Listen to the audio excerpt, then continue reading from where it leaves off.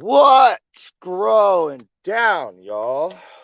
Welcome back to my channel, DEANO'S, PHENOS. And actually, this episode is going to be, you know what? I will wait for Mass.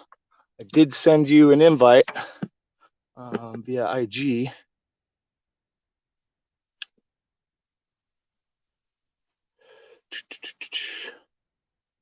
You know, Mass, you get my invite?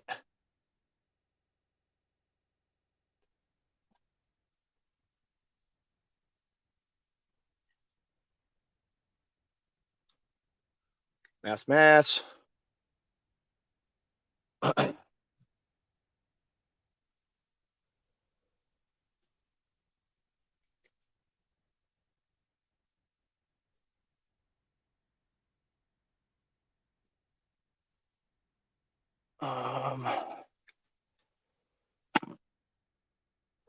Sorry, y'all.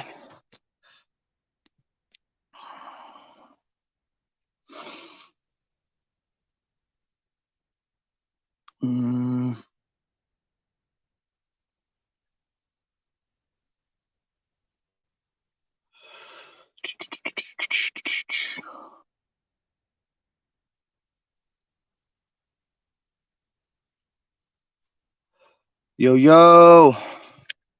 Mass, where you at, bro? Waiting on you.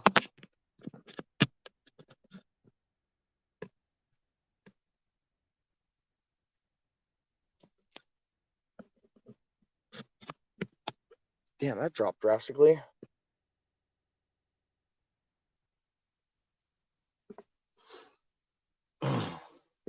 Mass.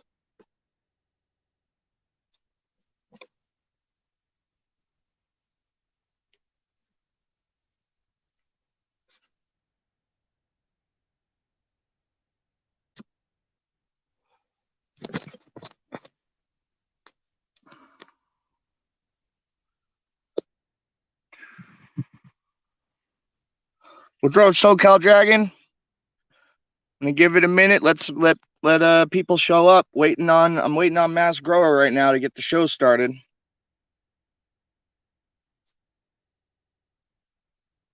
I did send him an invite. Don't know what he's doing.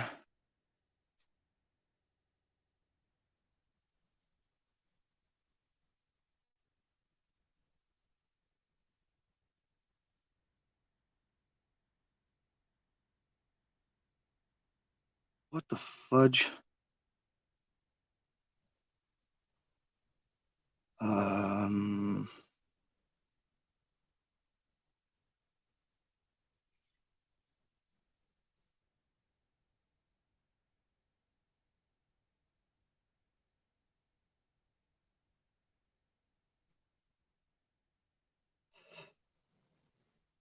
Okay.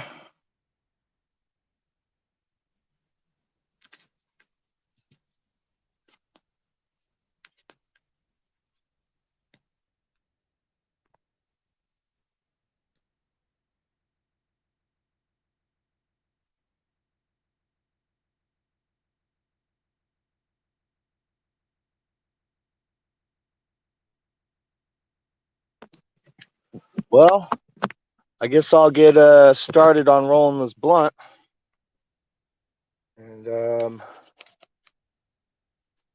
hopefully Mass responds back. Yo. Hey, did you get my invite on Instagram? Sent you an invite. Can't get the show started without you. Thanks, Brother Bear. Is Swimmer 98 here?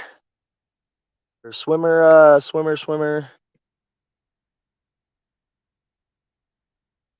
There we go. Add to stream. Yo, what's up? Yo, what's up? My bad, I was a little late. That's all right. Just grabbing my fucking. Keep everybody waiting. Grabbing my cup of coffee. Yeah, no worries, man.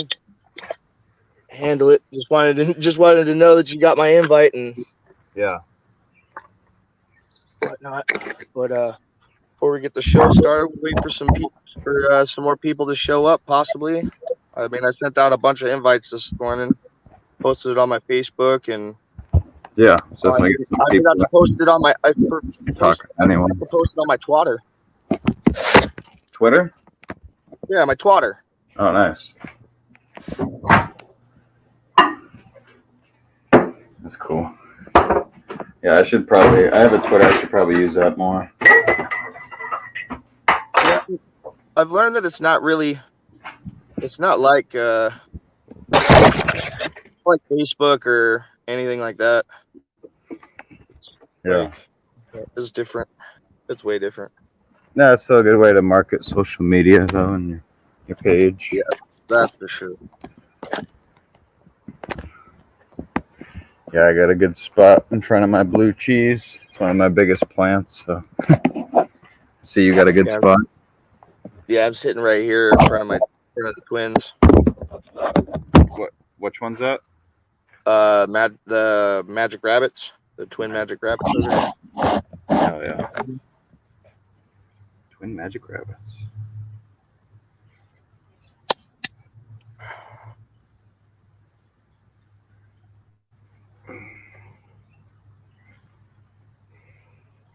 What you smoking this morning? I'm gonna roll a salad of some cherry gasm and the magician, and roll the blunt. Nice. Yep, I'm just hitting this bong of actually some of my Northern Lights dried up enough to smoke it, and it's pretty damn good. Nice. Didn't finish completely how I wanted it to, but it's still pretty decent. So nice. It's not, but regardless, like I was saying before, after smoking the same strain for a year straight, the same strains, smoking something new is a relief. It's so nice. Oh, yep. Fresh turd. Fucking fresh, different high. I love it.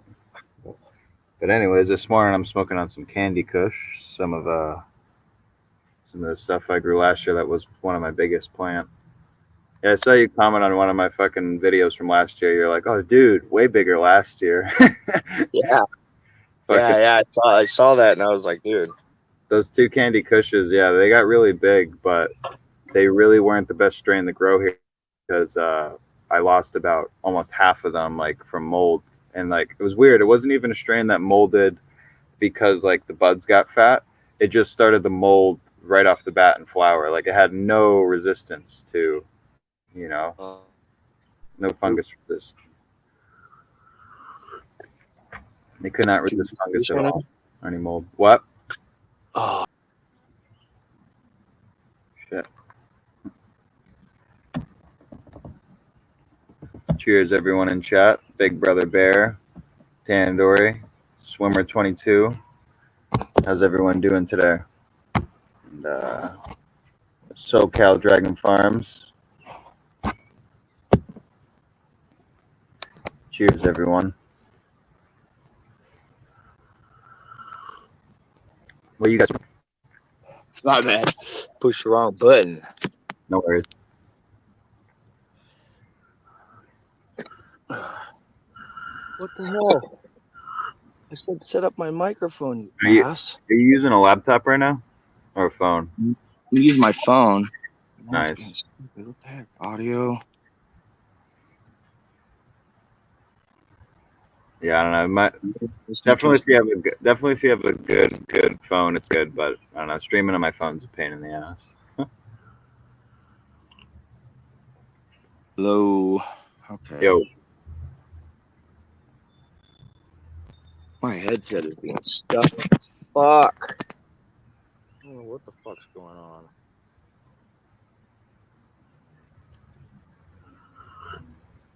Smoking some Larry OG, Big Brother Bear. Hell yeah. Sounds fire. Fucking, I don't think I've ever smoked Larry OG. Shit. Feeling good, Swimmer 22. Yeah. Fucking bushes becoming trees. I think DEANO'S has really got the real trees, but Takes a little bit longer for my plants to become trees. But, you know.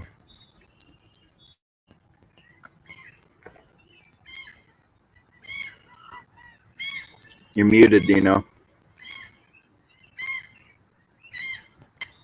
Yo, can you hear me? Yeah. That's what was going on. You're just muted for a sec. Lemon terps. Oh, nice. Hell yeah, StreamYard thing was being finicky. Yeah, that's what I was saying. On the phone, it can be, I don't know if you can get like from where you're streaming, like, but if you get like a cheap like $300 laptop like I have, fucking it makes streaming life way better. I just got a Chromebook. Nice. I don't know if you get connection. Yeah, no, I don't have internet at my house. I don't have internet at my house. Okay.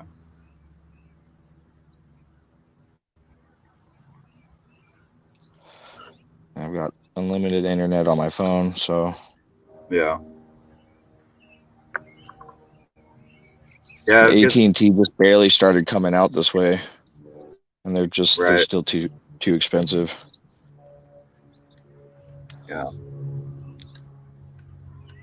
You know, definitely with the right phone, fucking. I see like people, you know, like some people just driving around streaming and like their fucking quality's smooth. So whatever phone they have, you know, whatever they're getting, it's good. Good for streaming. Yeah, I've got a 5G phone. I would hope it's good. Yeah. I paid $300 fucking dollars for it. Yeah, I just got a 5G phone yesterday too for the first time. I normally get like 4G shit ones for a little bit cheaper, but I'm like, nah, I'm gonna put the money in and get a little bit better one. You know. Yeah. Yeah, I wanted something with a better camera and stuff. Yeah, that too.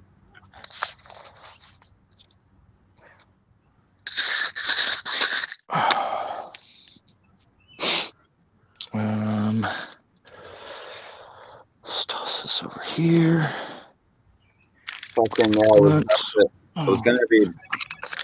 We just got so like I was almost you know, fucking gonna let you know and be like fuck, I don't know if we'll be able to do the first episode because it was gonna be pouring all day, you know, it can't be live. Oh yeah.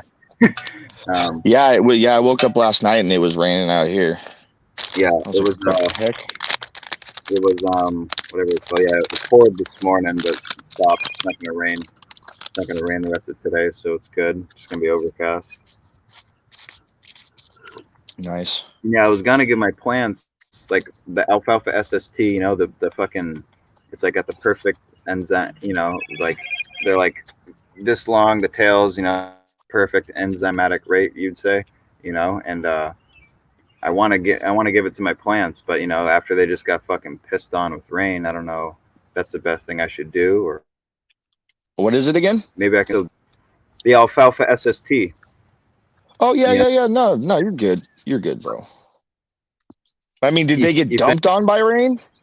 I mean, they got a fair amount, but like I think I could just lower the amount of, you know, water I give them. You know, instead of giving them like 5 gallons, give them just like a gallon or 2. Since they just got water. Yeah. I think they'll make it a little more concentrated too. Yeah, I've just, you know, I just know you got to be careful how much water you give your plants sometimes, but they'll be all right. I mean, after all, they've literally just been getting downpoured, like, you know, week after week, fucking so much water. I mean, you can see it pisses them off, you know, when they drop all these yellow leaves that aren't supposed to be dropping this early in the veg, you know. Only supposed to see shit like that fucking in a flower, you know, middle of flower, obviously. So is it a bunch of leaves? Oh yeah, it's like a bunch of leaves. I mean, the plant could be hungry too, you know, they could need nitrogen. That's why I'm also giving them the tea. But they really just got, you know, pissed on all fucking July and ending of June. So like yeah, a lot of the leaves dropped off, but they're bouncing back vigorously now, you know. Nice. Swimmer 22. So got a harvest coming down in 6 weeks. Nice. Hell yeah. I'm down Hell yeah. Charlotte's Lake. Hey, I'm done smoking. Oh no, I was gonna ask swimmer 22 something, but go ahead. You were talking. I was just reading his comment too. He says he's Oh, got okay. Charlotte's Webs times Northern Lights. Very good for my seizures, but I'd rather smoke on straight THC to take my CBD oil. Oh, nice. Fuck yeah, Northern Lights cross. That's what's up. You managed to start those seeds yet, swimmer? No, I know last time I talked to you, you were in the middle of moving, migrating, and you said that as soon as you were able to, you'd get them set up, get them started. Just curious how those are working out for you if you got them started.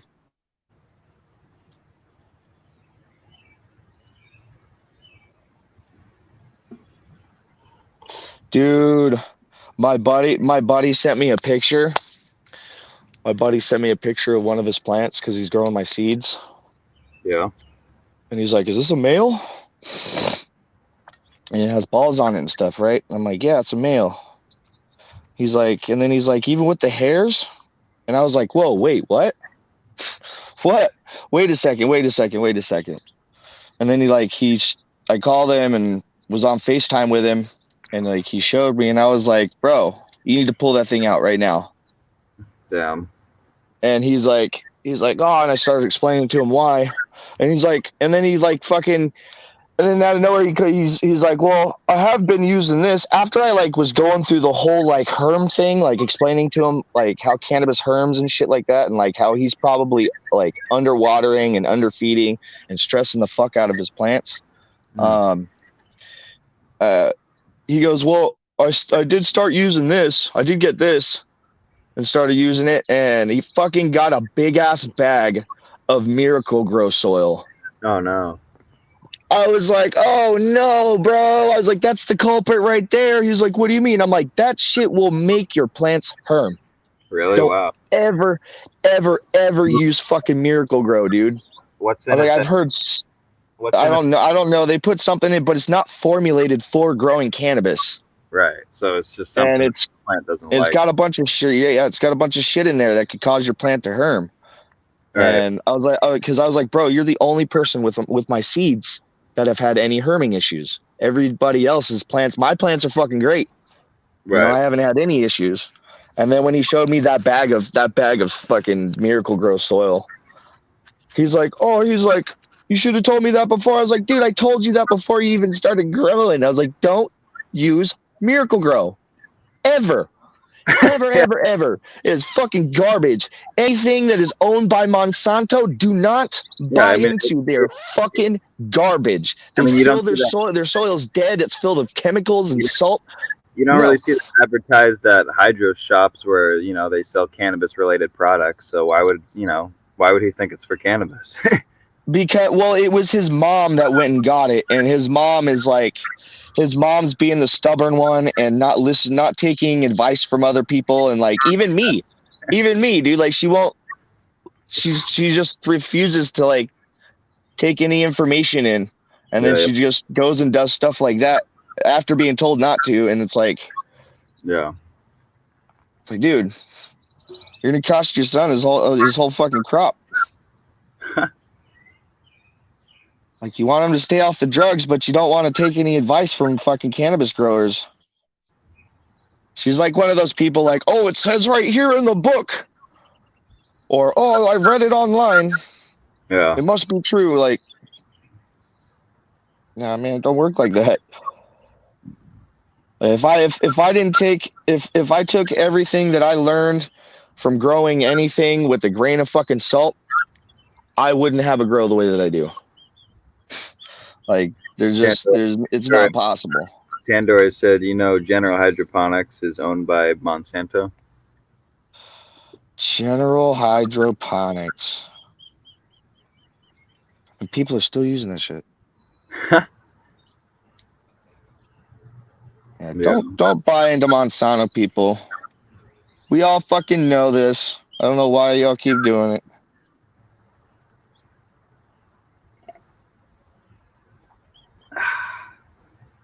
Yeah, I gotta get in. I gotta get underneath my plants and get rid of all these dead leaves and shit. Kind of just don't want to touch them though until like the end of July. Let them grow. Don't fuck with them, you know. Let them spread. Ashy's turds on crumbled up herbs. So yeah, you think that's so yeah, it's definitely okay to do the alfalfa SST even though it rained this morning. Like it rained pretty hard, you know, like it fucking it downpoured, but it was only for like half an hour. Oh yeah, no, it should be fine. You should, if you're gonna get sun today, it should evaporate a lot of that water. Yeah, well, we'll get sun definitely a lot the next course of the week. So yeah, I wouldn't worry about it too much. And besides, they're in flower, so they kind of like a little extra water. Right. Well, they're in transition at the moment, kind of. Yeah. Veg growing. Sorry, y'all. I know everybody's waiting to fucking for me to get all nerdy and shit. Wasn't quite prepared. I had a lot to do this morning to get prepared for. Oh yeah, I'm fucking to walk my dog and yeah, and talk about shit forever, man. But yeah, I've got a whole regimen of stuff we're gonna go over. Nice. Bunch of stuff we're gonna go over and try and cover for the most part. And this episode, so I didn't really announce it, but this episode is going to be the first episode of the Lit G podcast, Live in the Garden podcast. And with your host, Dino, and Mass Grower. And this is going to be the first episode. And I'm doing this episode on my channel because I was not able to get approved yet for the other channel through YouTube. So what's the main channel's name? Just Live in the Garden? Yeah. Yeah. Okay. Or I might actually just change it to the Lit G podcast. Okay. Yeah. Podcast. That sounds cool. Hell yeah. And this podcast will be based around outdoor growing and fucking being nerdy and self-sufficient and yeah, all that good shit. We'll be smoking, toking, joking, you know, having fun and being nerdy, trying to help get the information out there for people. Any misinformation or any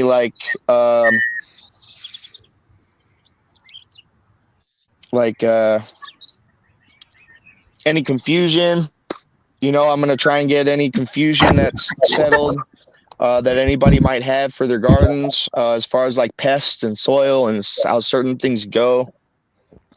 Right. Because I noticed a lot in the growing community, there's a lot of stuff that people talk about, especially when it comes to soil and stuff in living soil. And I don't think people really necessarily understand. No. Yeah, maybe they do, or, you know, maybe they do, or, you know, they don't. But I'm going to go over it regardless, just, you know, to set the facts straight. Right. Yeah. So there's no misconception and people can really start focusing on their living soil. Yeah.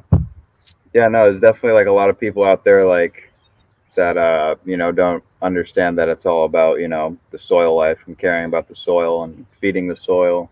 They're just like, that's where it all begins. Without the soil, your plants cannot grow. It doesn't matter what the fuck it is, dude. Yeah. Without soil, even without something dead like dirt, weeds cannot fucking grow. Nothing can grow. It's got to have some type of food source. It's got to have water, and it's got to have fucking some type of microbes or bacteria in the soil to help it break it down. Be able to break all that stuff down and be able to make it available for whatever plants, whether it's weeds or trees or fruits, vegetables. It's the same concept. Yeah. You know, and it all begins with your soil. Right. And without it, you can't grow anything. Well, I mean, you can hydroponic everything. You know, I'm not saying you can't grow shit without soil. You can use hydroponics and just straight water.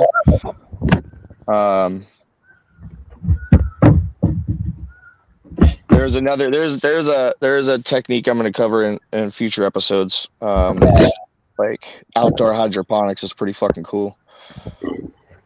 Cool. But something actually I'm gonna test out next year. See how it works. But I forgot what it's called. It's some it starts with a K. Sounds like crikey. Cracky. It's cracky technique. And you're basically just using a barrel and growing whatever you grow in it with just using water in a barrel. It's pretty cool. And nutrients, you just dump the nutrients in the water and the plant feeds off of it. It's pretty cool. Some next level shit. Cool. But we'll cover that in a future episode. Right. But so before I get into my little handy dandy notebook, I'm about to start this alfalfa seed sprout tea real quick. For sure. Let's get it while the getting's good. Smoke them if you got them. Cheers, mates. Cheers, bros. Grab a seat, grab your weed. Let's get high and get nerdy as fuck. Let a little bit of rainwater get in here. And I just kind of is mixed with some tap water, regular like filtered water. And the pH is pretty good though, 6.7. Nice. 6.5, 6.7. Pretty on point. So that's good. Don't really got to do much. Just fucking.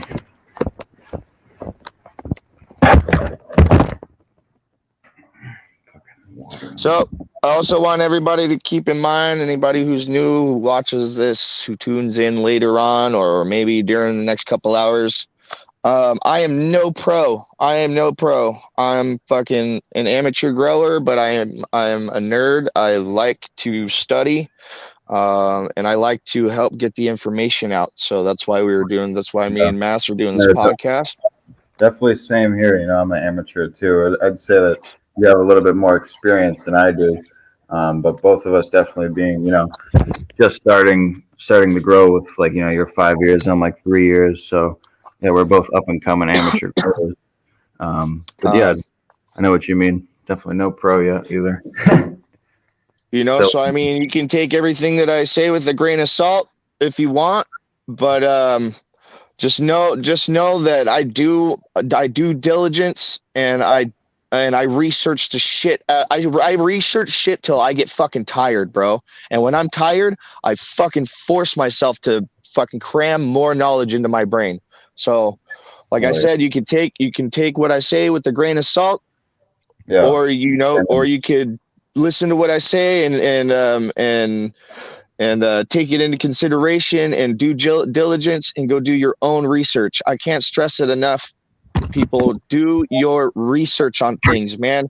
Knowledge is power. Doesn't matter what the fuck it is. If it interests you or not, fucking, read about it. Especially if it interests you, like this stuff, like growing and being self-sufficient. There's tons and tons of knowledge out there on this stuff, and all it takes is a little bit of time and effort to get on the fucking interweb and start researching. And research is boring sometimes. That's why there's YouTube too. So if you're not a reader, jump on YouTube, do your research. Exactly.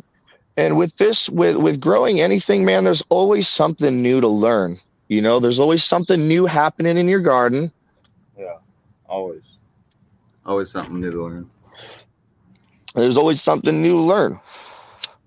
And if you're not learning from your mistakes, then you're not doing your research, and you're taking everything everybody's saying with a grain of salt and trying to do it yourself. And it doesn't quite work that way. You're going to have to research. Get yourself fucking learned.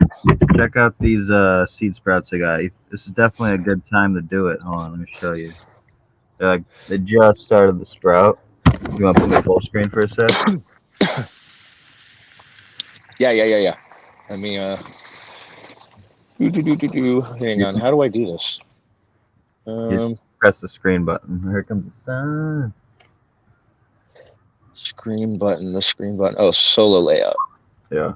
So yeah, should I let it go another day, or you think that's sprouted enough? Oh, that's sprouted enough. Okay. That's yeah. sprouted enough. It's definitely. If you let it go a little day, if you go to let it go another day, that's cool too. But once it starts getting really long, then that's when the roots really start to focus into like growing into an actual plant, and you want to get it when it's at its young, like right. its youngest sprout peak.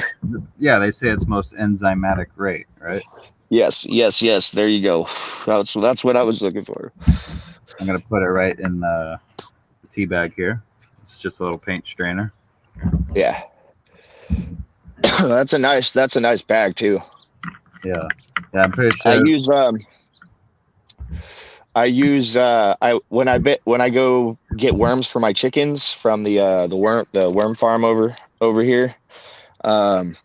They give me like a what is it, like a cotton mesh bag. I totally forgot to blend it up first. And fucking anus head. What am I doing? And I use those bags that they give me because they're like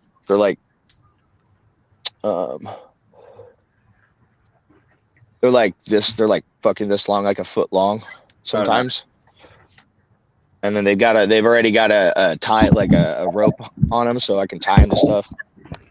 Nice. So what y'all smoking on? What y'all smoking on? Shit, a motherfucker couldn't contemplate.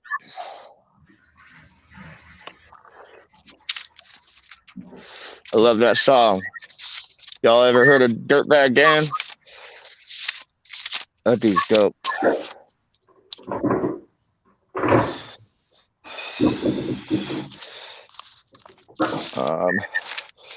Where's my common garden pests? Oh yeah, that's right. Started plant training. Okay, so waiting for mass. Yeah, just let me start the seed prep tea real quick. No worries. I figure this is educational anyways, right? Yep. This is something y'all should be doing all the time. Yeah. Oh shit! Fucking rolled a seed. That sucks.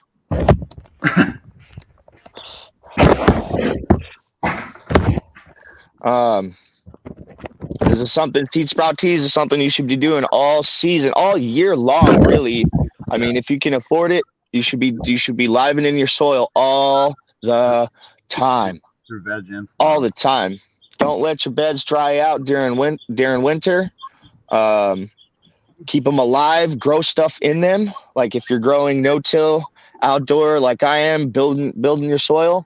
Use your spots during the winter and grow your winter crops. Grow some cover crops. Grow your beans, your legumes. Fucking, you can grow anything in your spots. Really, it's about keeping your beds alive and full of microbiology. And that's why you always want to constantly be feeding your soil and focusing on your soil. Because if your soil's alive, then your plants will thrive. Hell yeah. Yeah, I'm just putting all these alfalfa seeds in here first and then blending it up. So it's we blend up those seed tails. Wow.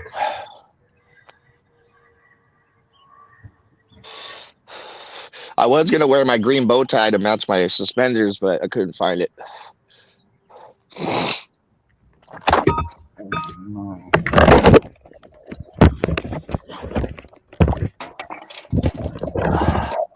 don't know. I think it's in a bag somewhere.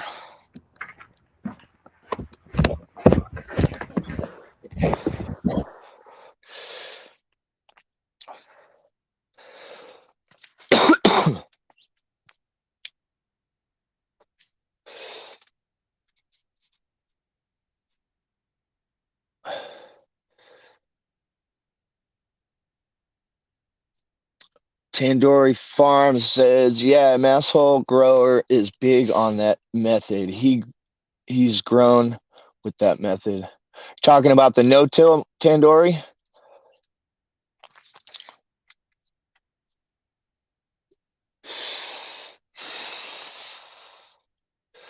Let me see. Keeping my keepers around. See what Swimmer says. My keepers around, but we'll be pheno hunting your beans, bro, next year. Thanks, man. Yeah, definitely. I would agree with definitely starting next season, Swimmer. You're muted, Mass. So I don't know if you know that. Yeah. Okay. Some water.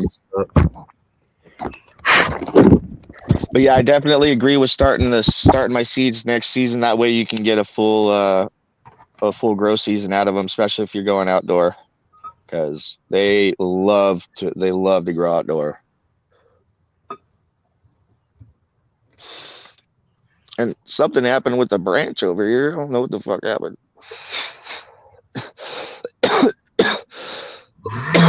What is he dying?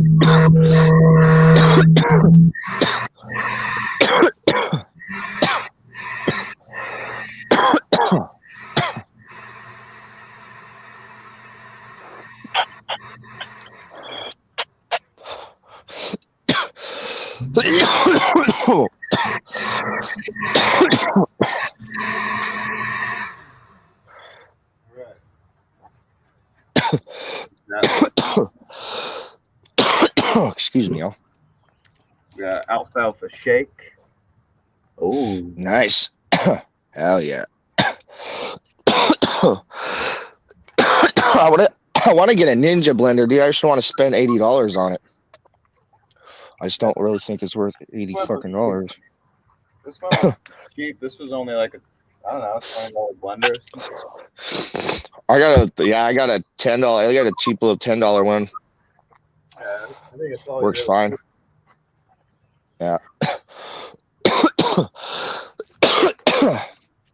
So I will be covering seeds. I will be covering seed sprout teas in this episode. And I will be going over some of my own recipes that y'all can follow. You can also get some of them on my channel, DEANO'S PHENOS, at youtube.com. I have a few of them posted, a couple posted from last year and a few posted from this year. But I will be going over them in this episode. So as soon as Mass is ready, we'll get started. No worries, Mass. Take your time. What? I was just saying we'll get started. When you're ready, we'll get started. But no worries. Take your time. All right, thanks.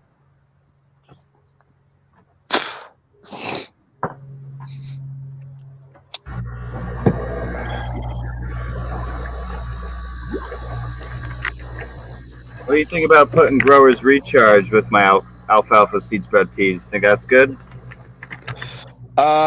What's it got in it? Is it a root? Is it for roots? It's just got, you know, or is it for like really adding microbes? It's just really adding microbes. It's got like amino acids, fulvic acids, humic acids, fucking a whole bunch of stuff. Kelp, trichoderma, Yeah, I don't see why it would be bad. I never mix it with. No. I always mix it with compost teas, but I never really mix it with seed sprout teas. So just something new. Oh yeah, it's all about putting that life in your soil. Yeah, definitely.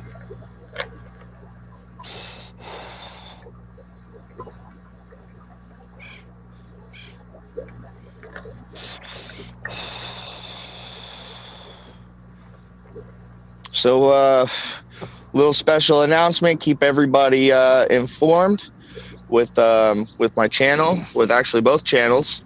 Well, the Lit G podcast is a co-channel between me and Mass, but on both channels, come October, Croptober, y'all, keep an eye out. You know, keep your brain refreshed and try and remember that I will be doing a live jam session, live in the garden jam session in Croptober. So I will be having my brothers come out, hopefully both of them, aka my bandmates, former bandmates, coming out, and we'll be doing a live jam session in the garden during Croptober, and possibly harvesting at the same time. So it'll be a fun episode. So keep an eye out. All right, we're done. That one's gonna be dope. Yeah, that sounds lit. Oh yeah. What's up, Manic? Cheers, buddy. Hopefully you just heard that announcement. Croptober. If you didn't, Croptober, bro. I'm doing a live jam session with my bros, my brothers. Hopefully I can get both of them out here, Dylan and Heath, aka my former bandmates. We'll be doing a live jam session. It will be live on both channels, the Lit G podcast and DEANO'S PHENOS. So my channel, my personal channel. If I can, I'm gonna try and get it to go live on Instagram too. So anybody on Instagram that wants to watch it on Instagram can watch it. So there'll be 3 different channels y'all can get it. Hopefully Facebook too. If I can get everything linked up and all the phones that I have all set up, then there'll be 4. There'll actually be 4. There'll be my Facebook, there'll be my Instagram, and then YouTube, and then both the YouTube channels. So keep an eye out, y'all. Jam session, live jam session, Croptober, and possibly some harvesting at the same time. But we'll see how everything is producing at that time. All right, I'm ready.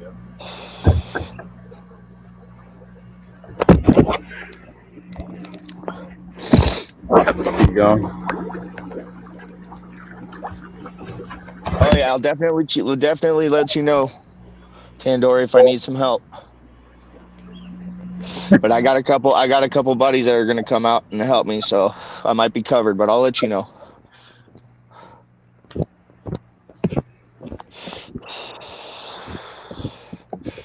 Righty.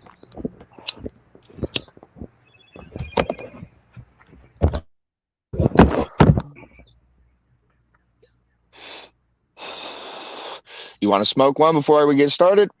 Yeah, I was about to pack a bowl actually. For sure. Go for it. So put in your nutrient tea when you do it here. Are you still gonna put a lot of nitrogen and like nitrogen dry amendments in there, or being in transition? I'm gonna mostly focus on potassium and phosphorus in this one, okay. But there will be nitrogen supplements in there. Right. So I will be adding like a little bit of high nitrogen back guano. I will be adding some fish emulsion. I will also be adding some soluble powdered seaweed. Right. I will be adding my FPJ, compost, and worm castings. So it'll be kind of a compost nutrient tea, but mostly based around nutrients, potassium and phosphorus, mostly potassium and phosphorus, to get the plants ready and ready for flower and soaking up as much as they can. Yeah, I was definitely gonna do. I was gonna do like a compost tea, like the beginning of August, doing that same thing. Probably just start doing that then, right before that. Fuck, it's getting humid over here.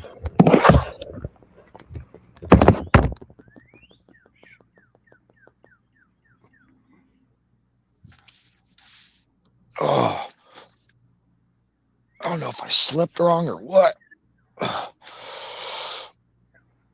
upper back and neck hurt, so Get I a just glass of brushed my water. hair yesterday. A glass of water real quick. Yep. Brushing my hair yesterday, y'all, and fucking I hadn't brushed it for a couple of weeks. And if I do that, I tend to fucking pull my neck out if I'm not paying attention. Yeah, in case y'all don't know, I got super fucking long hair. Super long hair. It's down to my ass.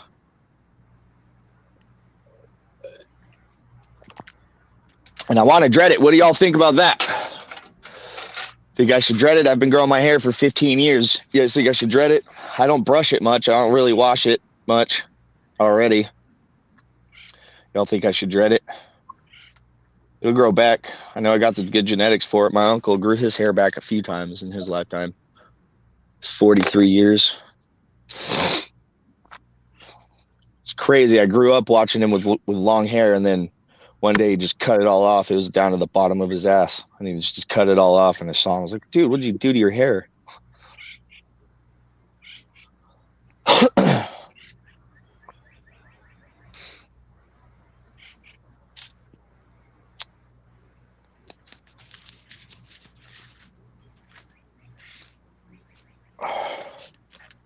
Live in the garden, y'all. Live in the garden.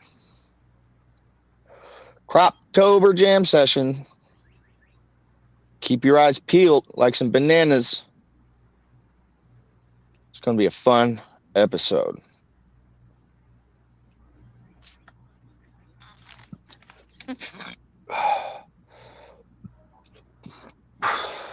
I guess I'll pack one up.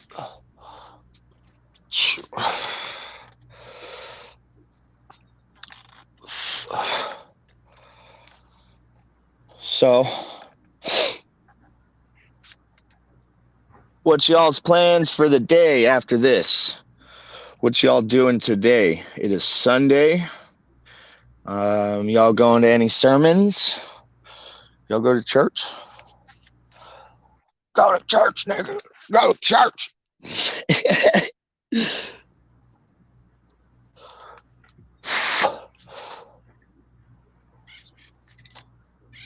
If you're scared nigga, go to church.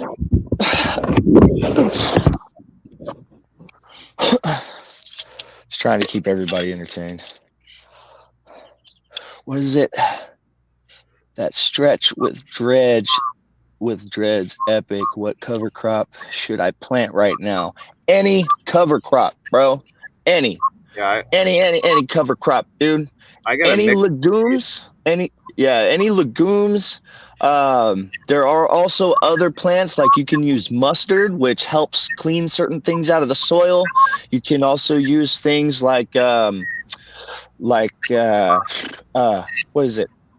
Milk thistle. And you can chop that down. That's high in phosphorus. I'm gonna go over that a little bit. I'm gonna go over some plant stuff too.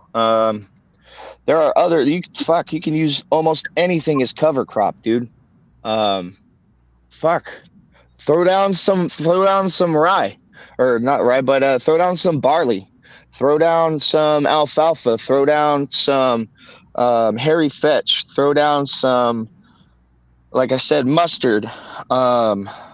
Shit, throw down some mung beans, throw down some beans, throw down peas, any type of legumes. Any bean fixes nitrogen into the soil via its roots. So and then you got your grasses and stuff that like alfalfa and barley, which are gonna add tilth to your soil, green manure, and food for the worms, and nitrogen for the plants later on. It's also going to add another layer to your soil once you green mulch that in. So many cover crops you can use, man. But yeah, use legumes. Legumes are the big thing. They're nitrogen. Most legumes are, from what I've seen, I haven't read any. I don't remember exactly reading any that aren't. There are better nitrogen fixing legumes than others. Like clover, hairy fetch are like the two highest nitrogen fixing legumes you can use, or cover crops you can use. Beans, like I said, any type of beans, peas, fix nitrogen. And then you have certain things that will clean certain things out of the soil that aren't necessarily beneficial to plants or the environment. So things like milk thistle, um, uh, uh, what else did I say? Mustard. Um, there's a couple others, but yeah, just mix it up, man. What I do is I take a big jar. I take a big jar, and I do my seeds in layers, and then like when I get 3 layers in there, I'll mix it up real good, and then I'll do another like 2 or 3 layers, and then I'll mix it up real good, and then I'll just do fucking real healthy handfuls, and just layer in the cover crop. And I have to do it. I have to layer it in thick out here, because the birds out here are thieves, and they watch me.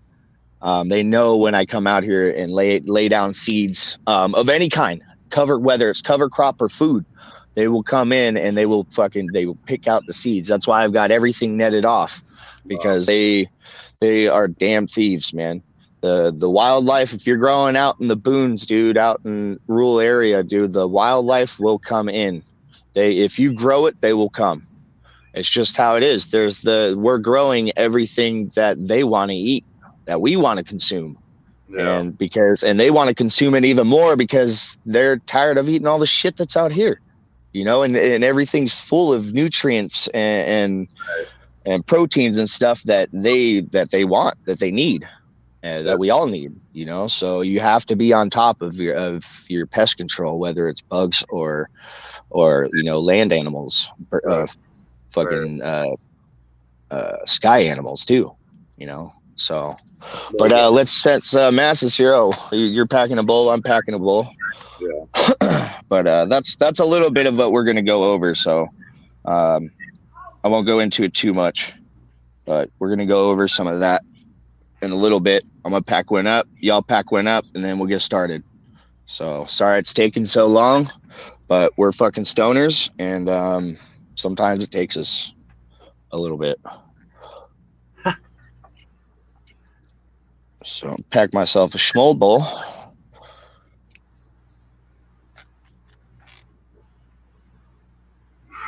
Yeah, we're fucking potheads and we need time, dude.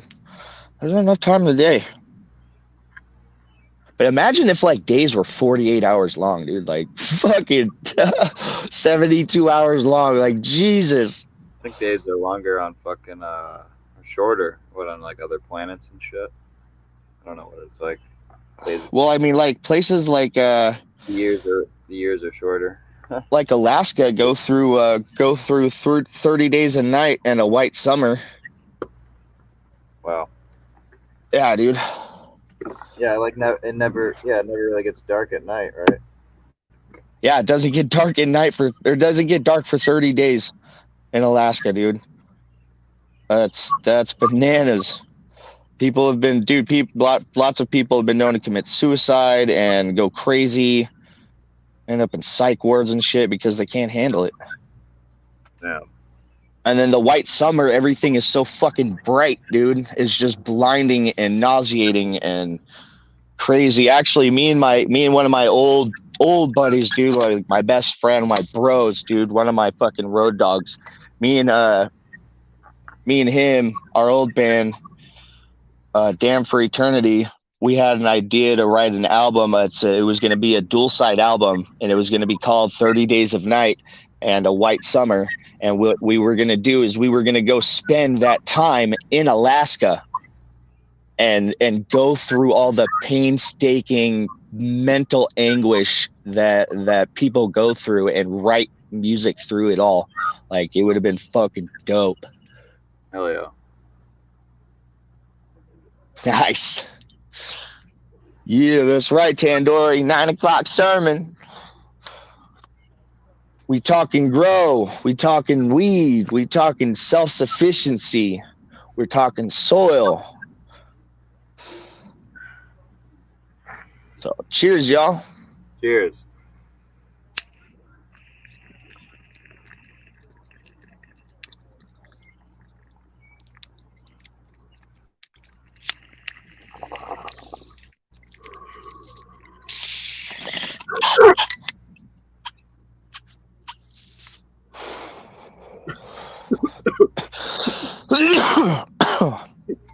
Oh yeah. That was a business right there.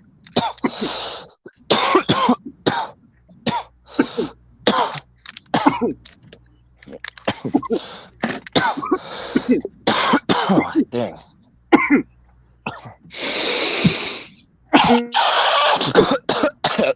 That didn't work. Woo!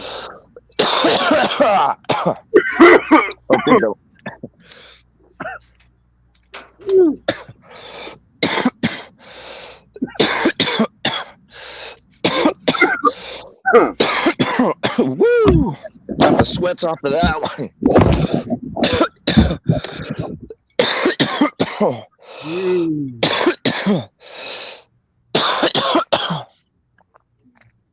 Woo! Got the sweats and a free one.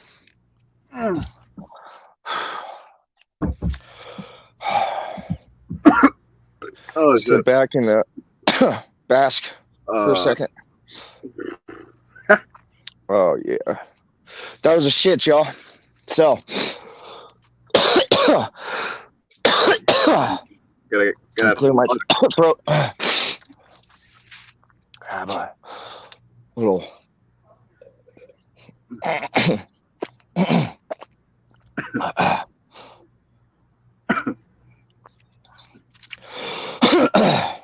All right, that was a fucking business right there. All right, y'all. So, dang, every time I want to talk.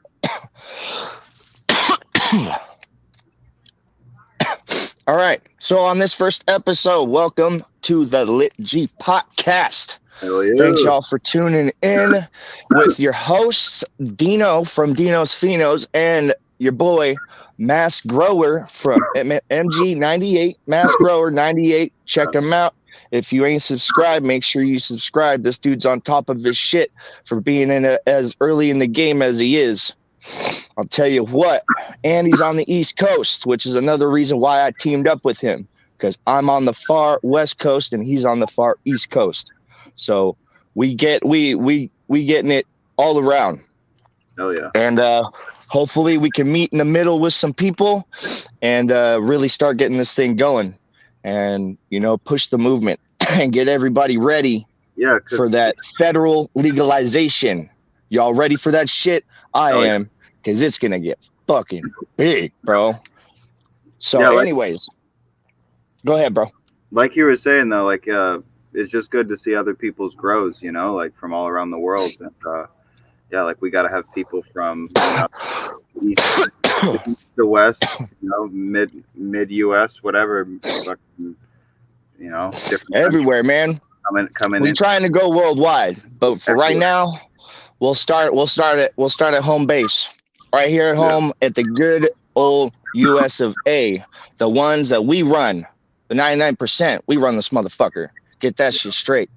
Oh yeah. So this is our planet. This is our country. These are our people. We are one people, y'all. So on this episode, we are going to go over plant training, which includes LST versus HST. We're going to go over topping, how, when, why, fimming also, super cropping, how, when, why, which is a form of HST. I will go over a little bit of caging and materials. We're going to go over amendments, teas, and tea recipes. Going to go over I.P.M, which is going to be a huge portion of this episode. So y'all, this is very, very important, dude. I.P.M is very, very important, like all year long. So we will be going over I.P.M, pests, we will be sprays, beneficial insects, decomposers, and pollinators. So yeah, that's what we're going to go over today. And let me go to my first page. I've spent the past couple weeks trying to get things prepared. And like I said, it's I study till I'm fucking tired, bro. Like lately I've been like reading a lot too, and that's something I don't do. Like I'm not a reader. I'm not, you No, know. hell yeah. I have to be highly I like how I you're gotta be tracking down, man. Go ahead. It's good. I like how you're tracking everything down. That's good. That's good for the channel here. You know, really, Thanks, man. Yeah. Um but like I was saying, I'm not a reader, you know. Fucking I'd way rather do things hands on and learn, you know, watching somebody else do something. But like I said, man, be diligent, do as much research as you can. I can't stress it enough, dude. I wish I would have had the mindset that I do now when I was younger, dude, because I'm focused now, but fuck, my mind was all over the place when I was younger, and I couldn't get my shit together till I was almost 30. And you know, I don't beat myself up over it anymore, but that's, you know, that took some time. So do diligence and do your research, man. Even if you feel that it's going to be boring, you don't like to read, man, just know that you're going to gain that knowledge and you're going to be able to incorporate it into your methods already, into your regimen, into your grow, whatever you're doing outdoors or indoors. totally So worth it. let's start with plant training. We're going to go over LST and HST.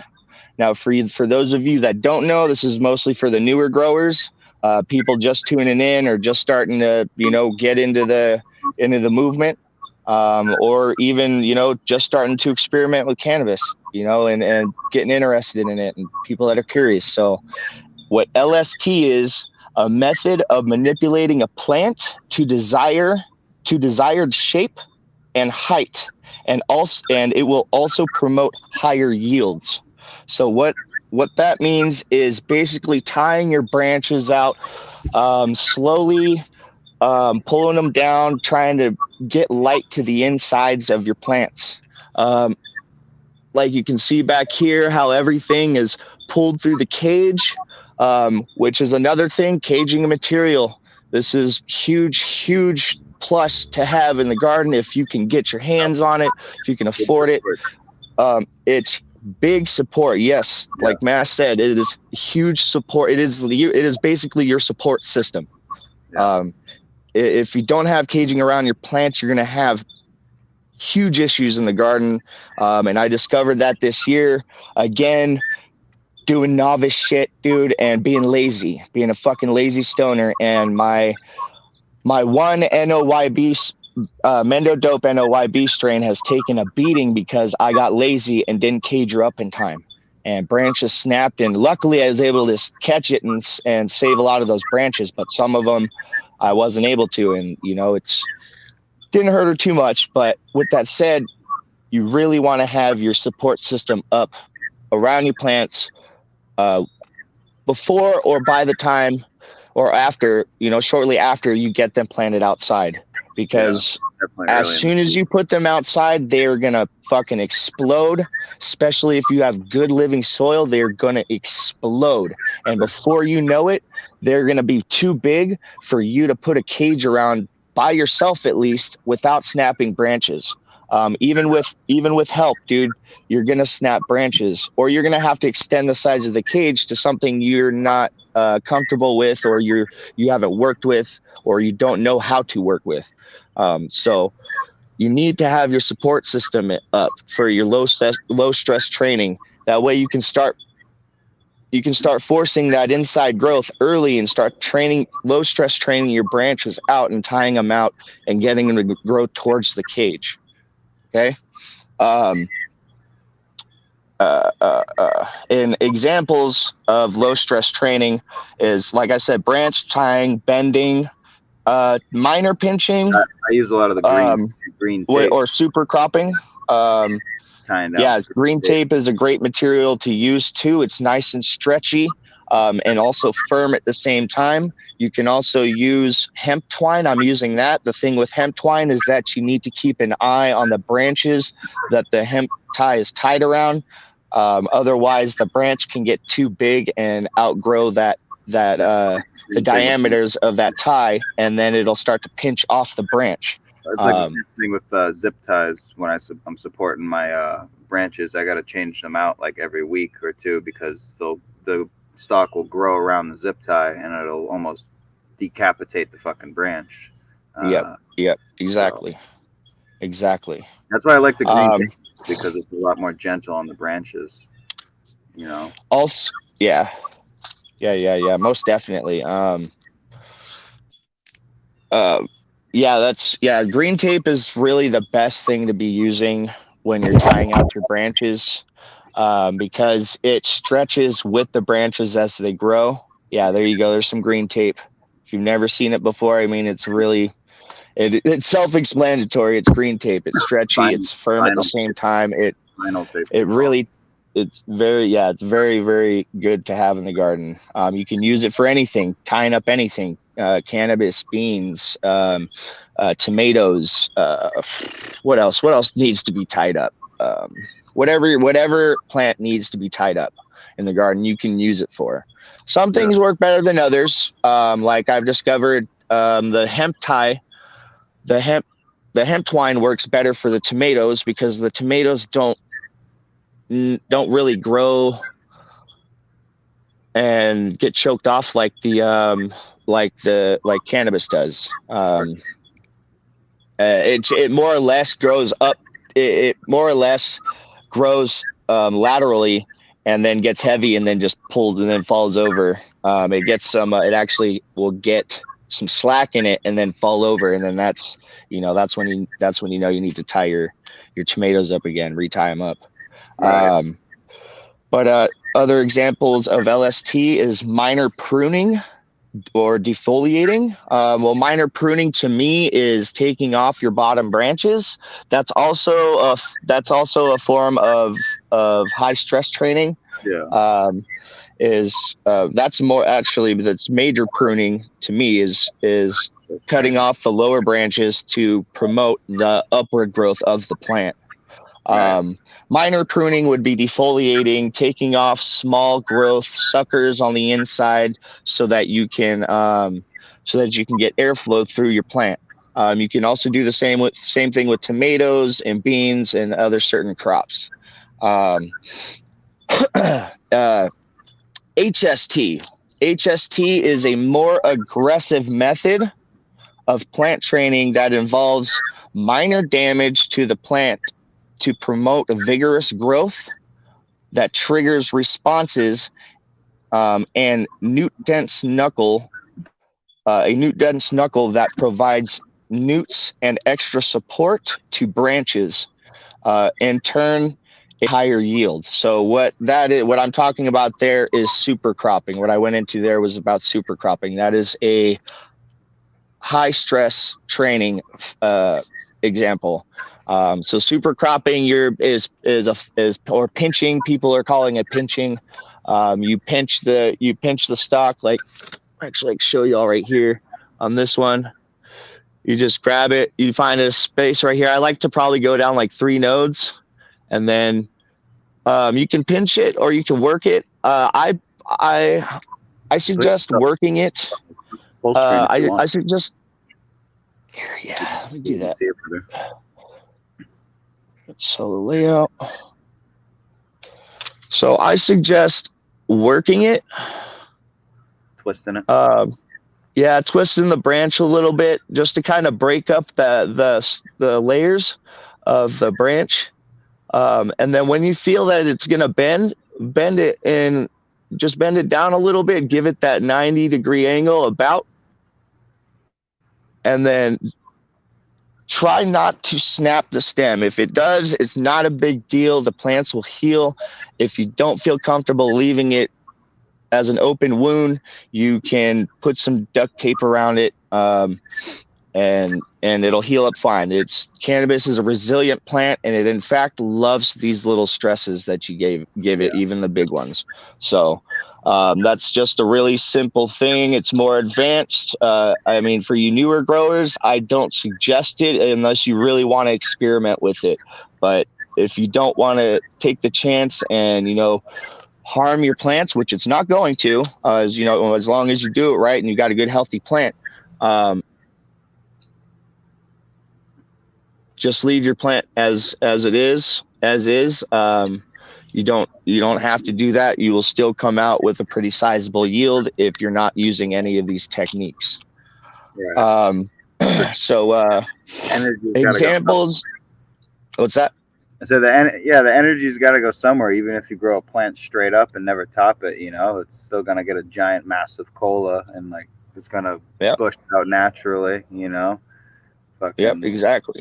Exactly. I mean, if you look at all the pictures and all the videos of people in the Himalayas where it grows naturally, that like the trees are 10, 12 foot tall, and they're just massive, you know, natural plants. Yeah, they're lanky, but that's because they just grow naturally. They're not being given, you know, all the nutrients and stuff. They're kind of just feeding off their own nutrients throughout the years, you know, by self-seeding and regrowing in the same area. You know, and then all that microbiology, just like the rainforest, dude. It's the same thing. All that foliage falls down right there, and you know, the people that don't disturb it, the ones that just go through there and collect it for charas, which is hand produced hash. For people that don't know, they just go through the fields and they rub their hands all over the buds, and then they or the flowers, and then they collect that resin and make temple balls out of it. And that's like an ancient way of making hash that they still do to this day out there. But that's just how it naturally grows. It's like its own forest out there. It's its own natural forest of weed. You know, the locals don't disturb it. It's up in the mountains. In fact, they guard it. You know, because they don't want, you know, people coming in and taking stuff, you know, and disturbing the land. And you know, it's sacred land to everybody. You know.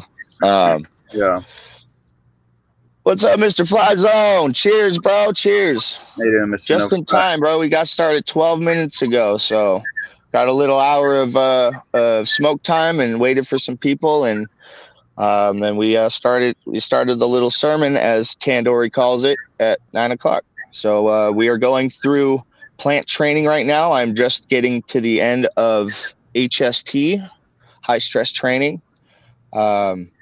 So more examples of high stress training, you know, topping, super cropping, or pinching, and major pruning, and defoliating really isn't a major thing unless you want to major defoliate. That means like taking almost all the foliage off your plants to help produce more outward growth, upward growth, or people do it to promote bigger yields at the end, because the plant is not focused on keeping the foliage alive.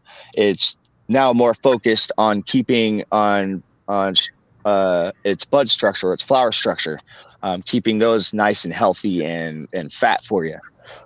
So that would, you know, you obviously wouldn't defoliate your whole plant, you know, leave on, you know, a good portion of those fan leaves and stuff. But if you want to cut them off early and major defoliate your plant, you know, in the middle of flower, it will actually, benefit your plant and promote higher yields. And then in turn, it's less work for you in the end. You don't have to sit here and, you know, defoliate the plant as you're harvesting it, you know, just a few leaves, because you've already done a major defoliation on the plant. So, and with all those leaves, in case anybody's interested, with all those leaves, you can chop and drop, or if you've got your own compost system, or if you've got, if you have livestock, they love it too.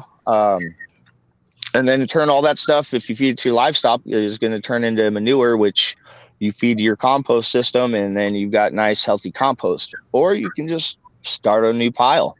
Or chop and drop is always good. You're adding a new layer to your soil, and that's what all this no-till and outdoor growing is about. At least my channels is all about no-till, and I'm pretty sure it's Mass too, by the way his garden looks. It's all about the soil life, you know, and like I said before, if your soil is alive, your plants will thrive. Yeah. Yeah, no, I reuse soil for sure. You know, I'm about like reusing my soil and like building the soil life and just having the soil life decompose and uh, yeah, just like reusing it throughout the years and it getting better and better. You know, more full of life and Yep. yeah. Building your soil in layers, layer after layer. The layers don't stop. There's no end to it, man. There's no end to it. You know, you just give time in between to let stuff break down.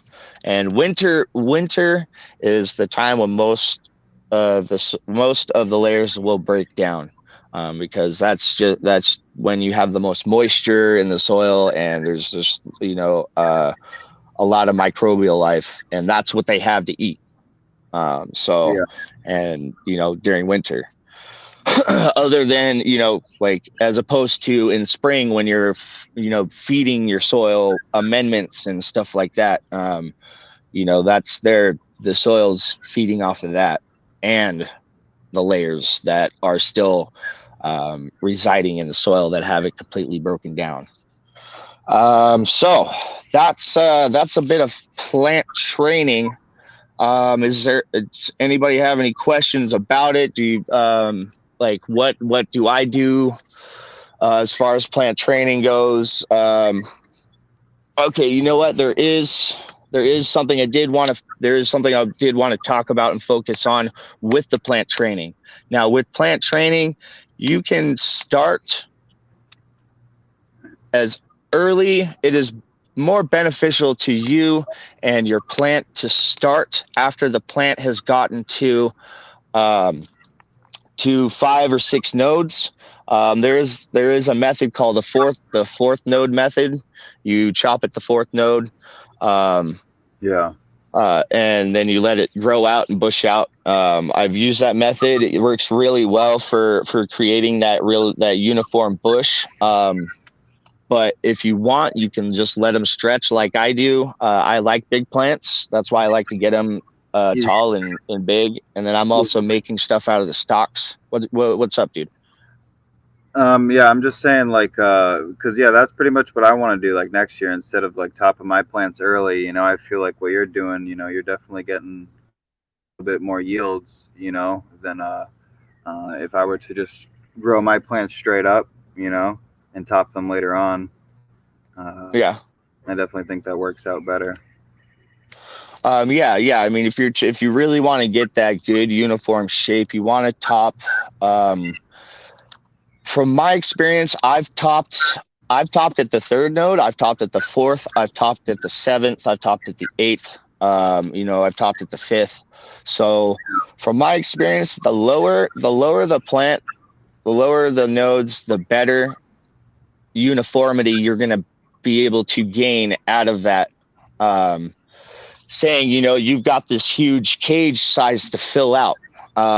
So, for example, last year, Pheno number 1, aka the Magician, which the Magician, DEANO'S PHENOS, the Magician is actually a cross between both of my original strains, Pheno number 1 and Valley Fire. Right. So that plant over here to my left was the most uniform plant in the garden last year, and that was because I topped it. I topped it at, I believe, the 5th or 6th node.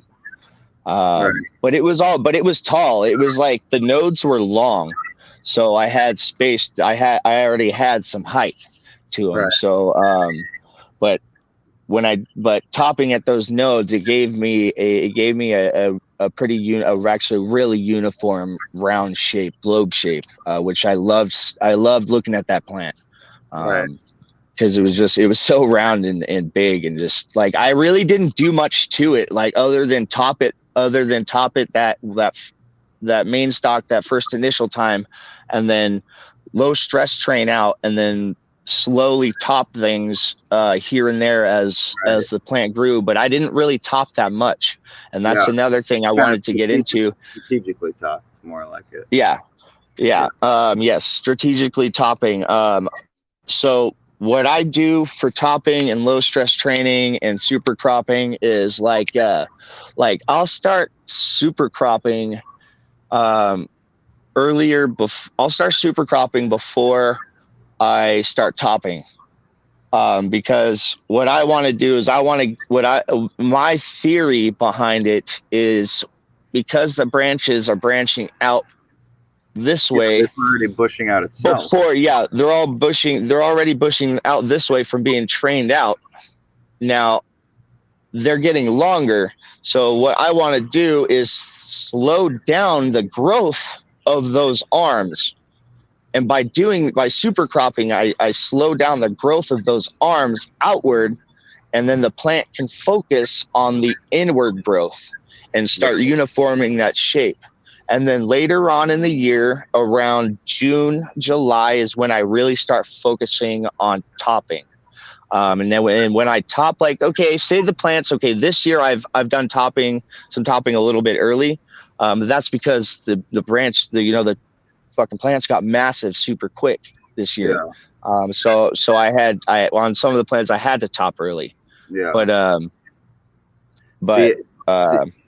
See, I should have like done what you did and top a little bit more strategically late June, July, instead of just, annihilating each head off of my plant in early June, which stunted their growth for like 3 weeks. Yes. And I topped them just really aggressively I made sure every top was almost off. And so like my plants would be, a lot bigger if I just topped more strategically.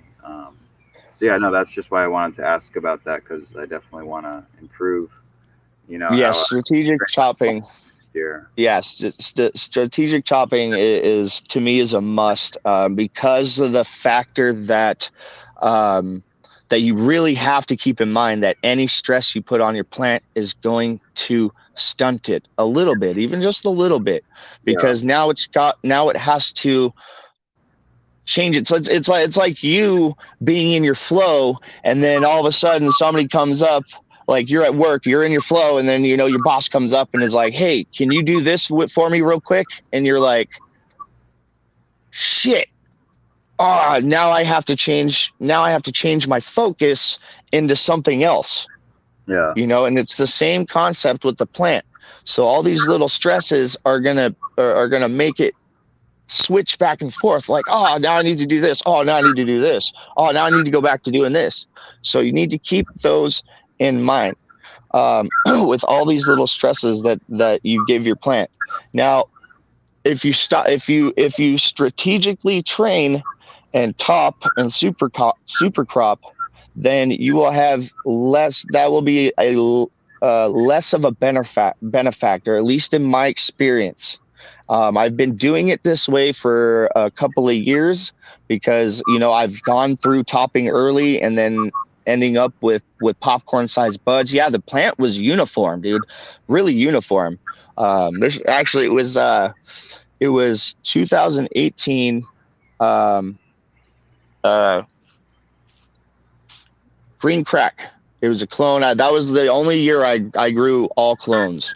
And that was because none of my seeds popped. I started late and I just wasn't I didn't have a good germination rate. And the ones that did germinate didn't live. So I was like, I only had like 2 plants come like May or something like that. And one of my buddies came into my work and was like, we were talking. I was like, bro, I'm so behind. I only got 2 plants. And he's like, dude, I got some extra clones. You want them? I was like, dude, yeah, what are they?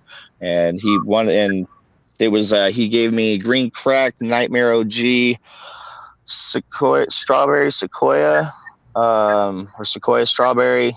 What else did he give me? I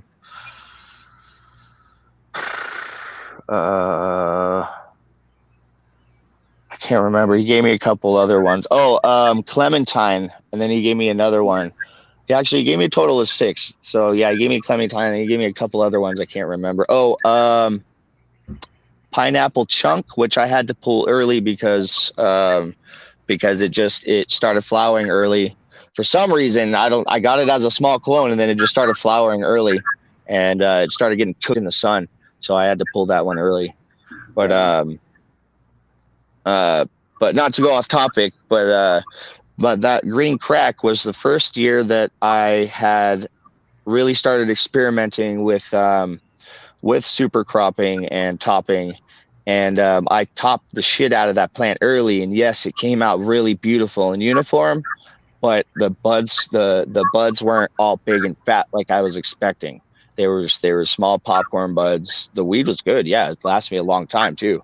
But they were small popcorn buds, and I wanted big fat ones. So that's what will happen if you top too early and you just go ham on it. Yeah, you get a good uniform plant, but your buds are going to be smaller. You're gonna seriously, drastically drop your big bud production. And that's what we all want. We all want huge colas at the end. Yeah. So yeah, keep in mind that all these little stresses, the low stress training, the high stress training, those put stress on your plant, which make it which stunted a bit.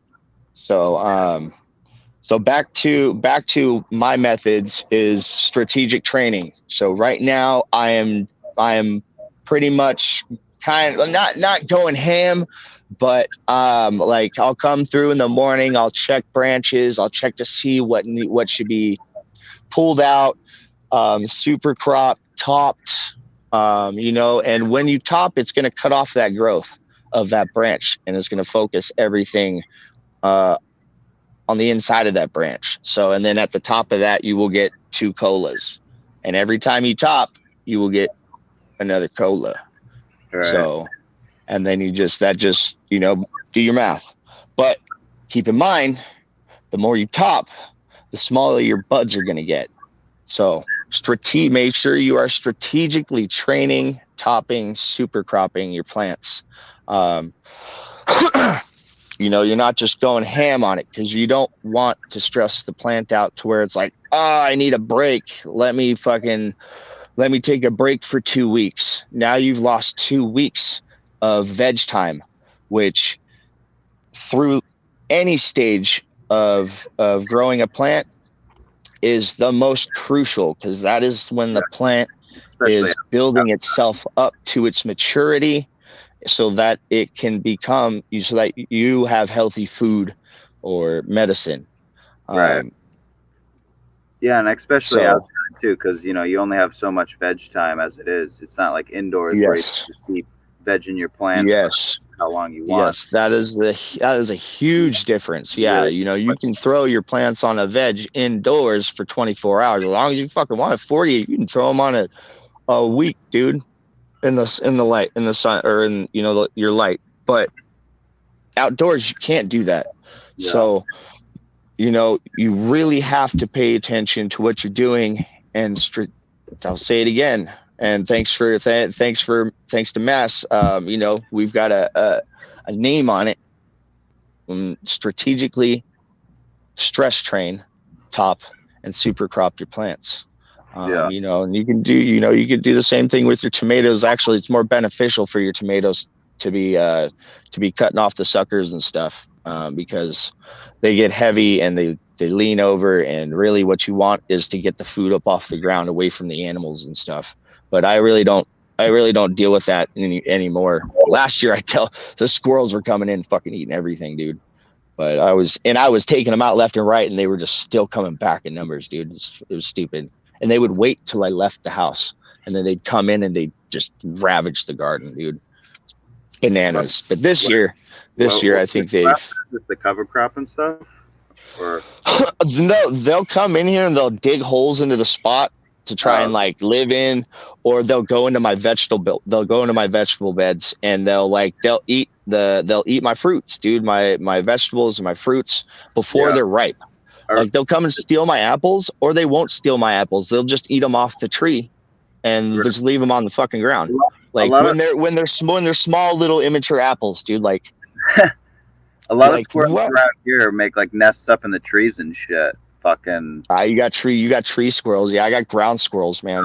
They're a fucking pain. So all my food, it's right in front of their face when they come in the garden. That's on me. That's on me as a grower. Remember that if animals are coming in, eating your food and stuff, that's on you as the grower, the farmer, because they are just hungry and they're looking for food, and you have what they want.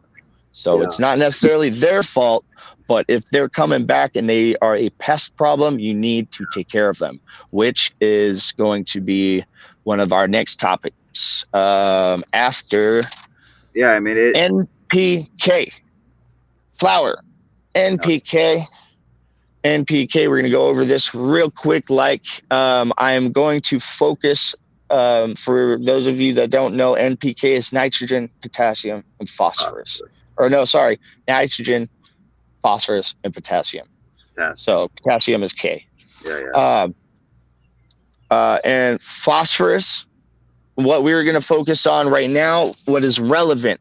So everything, I should have mentioned this earlier, I forgot to mention earlier, everything in this episode is relevant to what's going on outdoors in your grow and what you should be focusing on right now. What my personal opinion is from my experience, what you should be focusing on right now in your grows as far as cannabis goes, outdoors. I mean, there are also other fruiting vegetables and stuff, which this does apply to.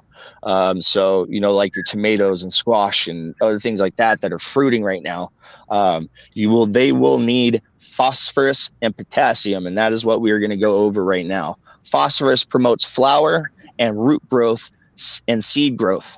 So for you breeders, this is really going to help you, as well as for myself.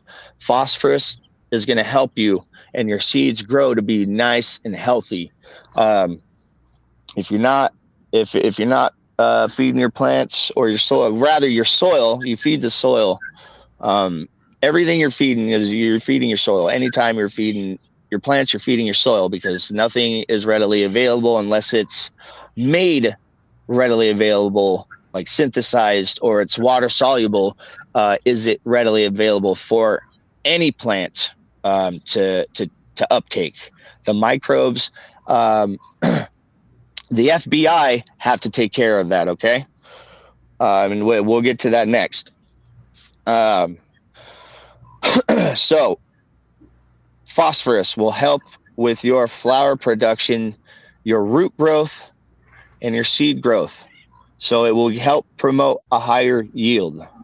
It'll help promote healthier flowers in the end, which is what we all want when we're growing our own meds, and also our own food. We want good, healthier, more ripe, fuller food. Phosphorus and potassium. Potassium, or potash, promotes health in crops and optimal yields, required for activating plant enzymes, and it improves plant water use. Okay, so I'll repeat that again. Potassium, or potash, promotes health in crops and optimal yields. It is required for activating plant enzymes. Am I? Yeah. My throat's dry too. Am I good? Still glitching. Am I still glitchy? Like with my voice? Oh, there it is. Yeah, you're good now. Okay. Yeah, I got like 3 bars or something. Yeah, I heard you were saying it keeps crops and improves yields. Green leaves. Can you hear me? Can you hear me now? Yeah, I can hear you. We can hear you. Okay. All right. It is required for activating plant enzymes. And improves plant water use. So potash is it's like the most simple natural resource you can get. You know why? Because it's literally ash. So if you have a wood stove and you're not using that ash, you're just dumping it out somewhere, you're fucking sleeping. You should be throwing that into your compost, down in your soil spots. It is a free source. and the more mixed your ashes, the better for your soil microbiology, because you're getting a vast variety of different woods, which all contain different things, which are all viable and good for your soil. Right. Natural resources of phosphorus is sow thistle or milk thistle. Like I was saying, you can use it as a cover crop if you want. It is known to rob the soil of nutrients, so keep that in mind. But if you want to use it as a cover crop and turn it back into the soil, then you can do that. It is high in phosphorus. I've used it before as like I didn't put it in my beds. I found there's a whole patch of it, and I naturally chopped it down and threw it in my compost. It's, I feel that it's worked. I threw it on my tomatoes, and it seemed like the tomatoes came out healthier and more nutritious. Other natural sources of phosphorus is rock phosphate, urine. Be careful with your urine, though. You should dilute it. Don't ever just piss under your plants or into your garden. It should be heavily diluted, because it is a very, very concentrated form of nutrients that you can give to your soil. And it's readily available. It is in liquid form. It's readily available for your plants, but it should be diluted. So there are plenty of people out there that grow their plants and their food and their vegetables using human urine and human manure. Wow.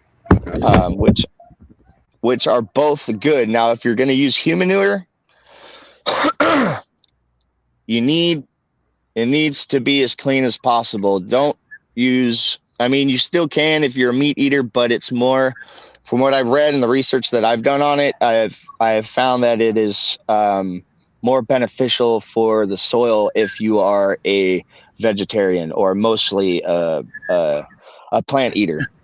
Right. Just because there's a lot of stuff in meats and stuff that make your poop gross. That makes sense. To know. Just like with all the stuff that we give, all the manures that we give to our soil comes from animals, and they are herbivores, Yeah. Manure, like I just said, manure is another good source of phosphorus. Bat guano, high phosphorus bat guano, which is what I use in my tea recipes. Especially this time of the year, because some guanos are high in nitrogen too, right? I get all my stuff from phosphorus dominated. I'm sorry? Not all guanos are phosphorus dominated. It's like there's some that are, right? There's high phosphorus, and then there's high nitrogen. I get my stuff from Kelp for Less, or I use DTE. Kelp for Less is my new favorite company, they have. I can get in bulk from them high phosphorus bat guano and high nitrogen bat guano. I can get them in 10, 25 pound bags. So I always get 10 or 20 pounds at a time. Okay. Because I've got a lot out here, and then I like to be able to just have some for the next year and not have to buy anything unless I need it. Hi, honey. You say hi?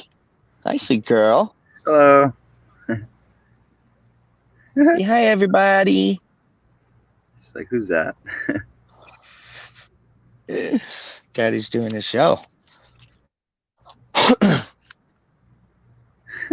you say live in the garden? Live in the garden. Hell yeah. Episode 1. That's right. Good job. High five. Knuckles.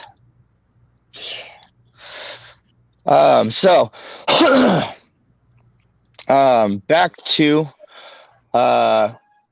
phosphorus. Other good natural sources. Bone meal is another good natural source And cover crops. Cover crops are another huge source of potassium, or sorry, phosphorus. Crab meal, which is gonna help bring out terpenes. It's something about those exoskeletons of the crabs and stuff like that. It's the same thing with like insect frass. It does the same thing. It triggers your plant. It will, or like shrimp meal. It triggers your plant into thinking it's being attacked by bugs. So first, this is in theory. This is in theory. Triggers your plants into thinking they're being attacked by bugs. So they ramp up their immune system and terpene production, which is involved in their immune system, because their terpenes, they produce cannabis plants produce their terpenes as a defense mechanism from pests, as well as goes the trichomes, which we all love and go for. Those are defense mechanisms to keep pests away and off of them. Doesn't always work, but that is what it is there for. And us as humans wanting to consume everything, found a way to medicate off of it. So also, there are medical values with CBD, which is just, you get that just from plant material. Oh, thank you, honey. I'll put that right in my pocket, babe. Pocket? Yes, I'll put it right in my pocket. This is my, yes, you gonna give me this? Okay, thank you. Oh, thank you. I'll take that too.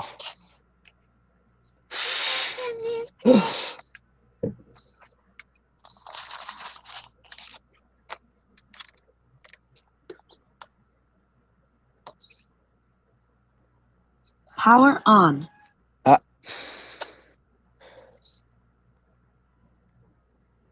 Bluetooth connected. Connecting the Bluetooth. Okay. Yeah, no, I was turning on my speaker because it turned off. I don't know if the battery was dead or if it because I have my phone plugged in, so I haven't tried to. Nope, leave. Oh, thank you. Don't touch that, honey. Let's come over here. Why don't you come sit? Where's your chair? Go ask mommy for your green chair, and you can come sit out here with me, okay?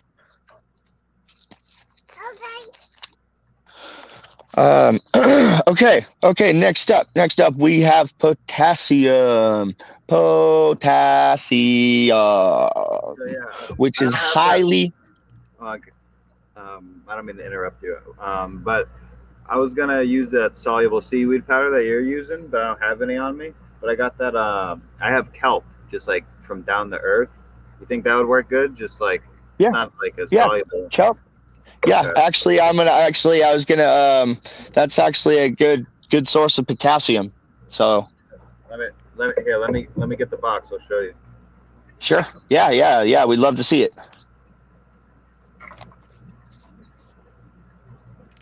So potassium, y'all. Potassium.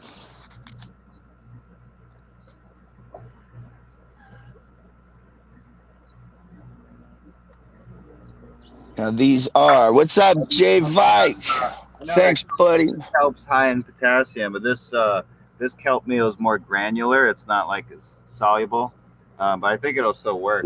Yes, it's very good. Yes, that stuff is awesome, dude. DTE. If you guys ain't using it, you're sleeping. Fucking sleeping. Wake up. Yeah, wake up. I'm gonna put it in only organics here. I'm gonna put it in the tea bag, so it's a little bit readily available. I would. What I do is I only add about a cup when I make when I make like nutrient teas or anything, or when I put amendments in there, because it's gonna spread out, and I want it to spread out. Right. Well, but then also at the end of the at the end of the month, I always give an amendment feeding to my soil, so I'm not, I don't want to use up too much of my amendments. Overdo it. So yeah, but it's always good to have a little bit of potassium, like you said. So yes. I'll put maybe just a tablespoon in there, because regardless, like come August, I'm gonna like maybe last week of July, that's when I'm gonna start laying my 284 dry amendments from Mr. B's Green Trees, Nice.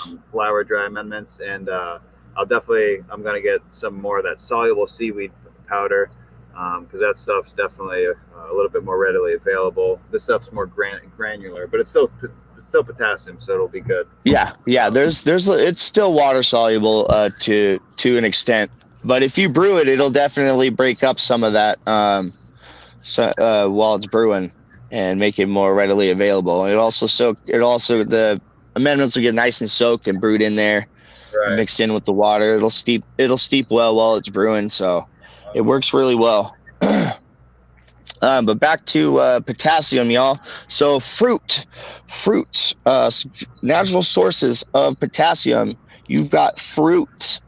Now, if you can, yeah, or you can use any fruit really. Just others are going to be more acidic than some others, like oranges and lemons and stuff. Like any citrus fruit is obviously going to be more acidic, but you can use any type of fruit to make what is called fermented fruit juice, FFJ. There's two different forms. There's fermented plant juice, which is going to be your nitrogen dominant, and then you've got your fermented fruit juice, which is going to be your potassium and phosphorus dominant, but more potassium.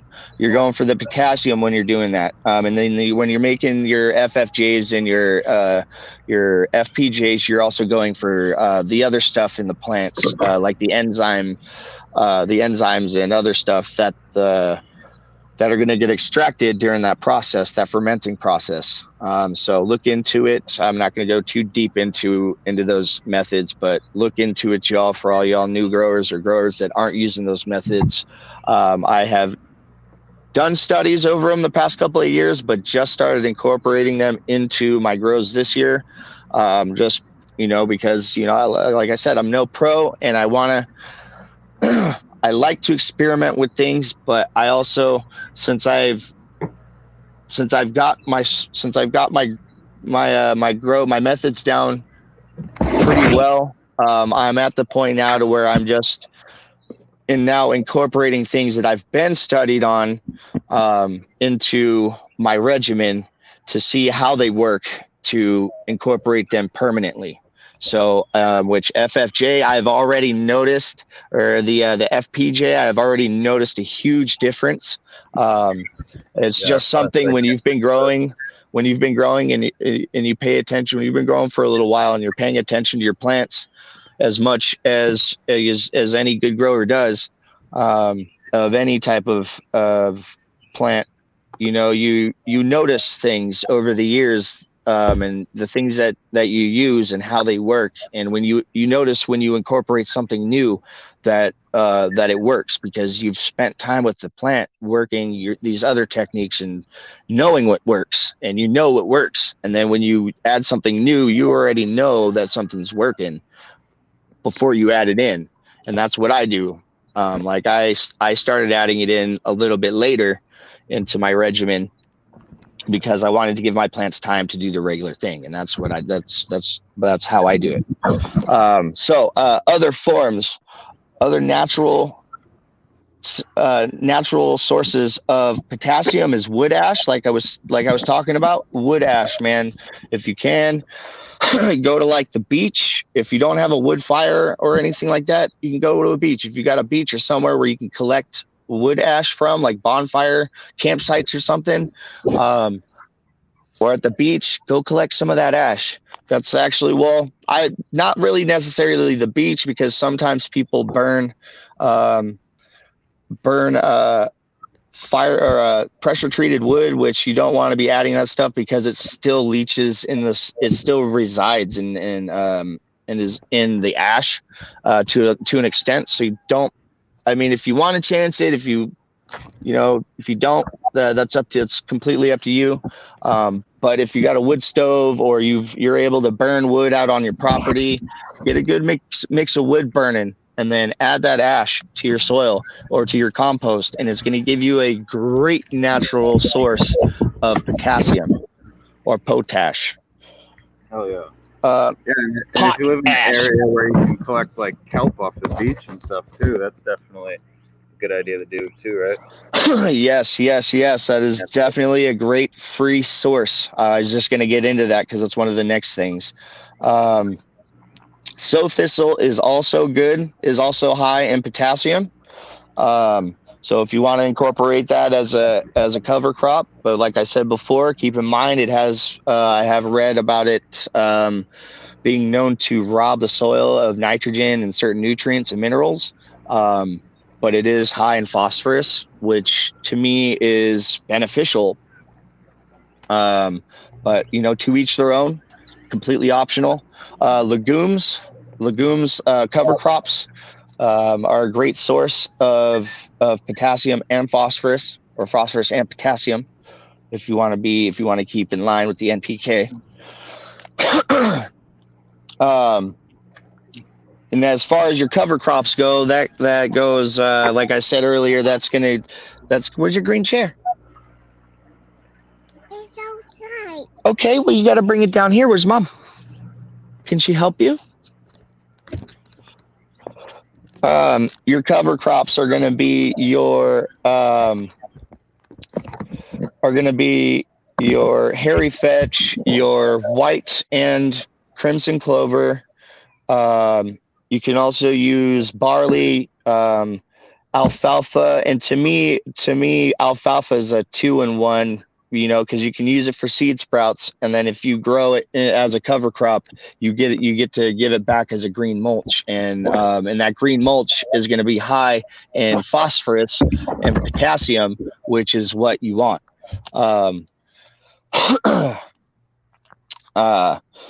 Other good natural sources of potassium is kelp. So, like I was saying before, you can use kelp. You can incorporate it in your nutrient teas or your compost teas or whatever teas you want to make. Or if you want to go to the beach and collect some kelp off the beach, I have done that before. I did not use it right away. I let it sit and ferment for like 3 years. And then when I moved out here, I dumped it into the compost pile I attempted to start in the garden. And then when I started my grow this year, actually, when I got the NOYB seeds from Mendo Dope, I cleared out that spot, and that's where I had dumped the kelp, all the kelp ferment that I made, and I know the plant over there has been eaten up off of that because it just sat over there forever. And then whatever compost material was over there went over into my compost pile and got composted, and then that has been topped on the top of the soil over there. And that plant is doing beautiful. It's strong. It's healthy. It is resilient. It's surprising. It's just so surprising to see how much of a beating it has gone through, and it's still healthy and resilient and pushing on. Definitely strong genetics, and I know a lot of it has to do with my soil work. So other natural sources of potassium is green sand, muriate of potash. Green sand also is a double too, because you get it's a silicate, so it's a natural silica for your soil, so your plants can grow nice and sturdy and strong, and be able to withstand 30-mile-an-hour winds, if you're out in the country, at least for the most part. Sometimes you think these fucking plants are just gonna blow away. Sulfate of potash, so muriate of potash, sulfate of potash are also good natural sources, if you can get your hands on it. Don't know, can't remember what I read on those two. Those are still new to me, as far as something natural to add to your soil, as like a potash or potassium source. So look into those definitely, y'all. I'm not able to give y'all the description on it right now. And I also don't want to go bringing up my internet and possibly fuck everything up. So we got and then another good source, natural source, is langbeinite, or sulfomag, also known as langbeinite, and granite dust. So both of those are rock minerals, natural minerals from the earth. Granite is super high in all minerals in the soil. I was reading something recently on granite, and I was just blown away about how about the amount of minerals that resides in granite alone. Like it's like every mineral you could think of, dude. It's like 60, 80 plus minerals or something like that in the soil, just in that one rock, that one type of rock. So, and it's super high out here. Like I've got like all the rocks around here are granite. So it's just pretty much granite and clay where I live. When I made my super soil, I mixed a whole bunch of lava rock and granite, I'm pretty sure, in there. Pretty sure I did definitely did the lava rock, you know, and I think I forgot exactly what they were called. There was some other ones that different than lava rock. They were like smaller. I don't know, it could have been granite, but yeah, I made sure I aerated my soil well with a whole bunch of minerals and just you know, lava rocks and whatnot. Yeah. Yeah. I haven't incorporated lava rocks yet. Well, but I've also used other sources like langbeinite and what is it? Rock dust. Azomite. That's what it was. Azomite is what I was. Yeah. I used a lot of that as well. I use a lot of that. I actually add that to my seed sprout teas. Because what I base my seed sprout teas recipes is root boosting, because that's what we're going for, is root boosting and boosting the plant's health. So I add is one of the things that I add to it is azomite. I'll add a cup of azomite and water it down and spread it out a bit. I am running out of shade over here, y'all. I have to move y'all over here. Yeah, it's sunny out, but it's nice right here. It's like I'm fucking sweat. I'm sweating like a whore in church, dude. It's also like 20 degrees warmer where you are. Oh, bro, it's like 10 degrees warm or colder and cooler in the shade right here. Holy crap! Nice. There you go. I'm gonna move y'all over here. Bong right here. Yeah, it's only what, 10 a.m. over there too. It's already cooking bacon. Yeah, dude. Oh, dude, as soon as the sun comes up over the mountain, it's starting to cook, dude. Yeah. I was supposed to collect pollen this morning. I did not. But dude, y'all, look. I don't know if y'all can see inside of that. Is that pollen? That's all pollen, dude. Nice. And that's just the bottom. That's just what's stuck to the container, dude. There's like a little film of pollen down in the bottom, dude. It's so dope. How would how would you go about you know, collecting the pollen, like when I spray it on my nug and with the colloidal, you know, how would you collect it? Storing it, collect it in a little container like I am, or like a glass airtight container. I highly suggest using something that's airtight. Yeah. Just so that nothing from the freezer can get into it, but just stick it in the freezer. And from what I've heard and read, is that it's good viable pollen up to a year in the freezer. Right. So but I mean, it still works after that. It's just going to be less potent.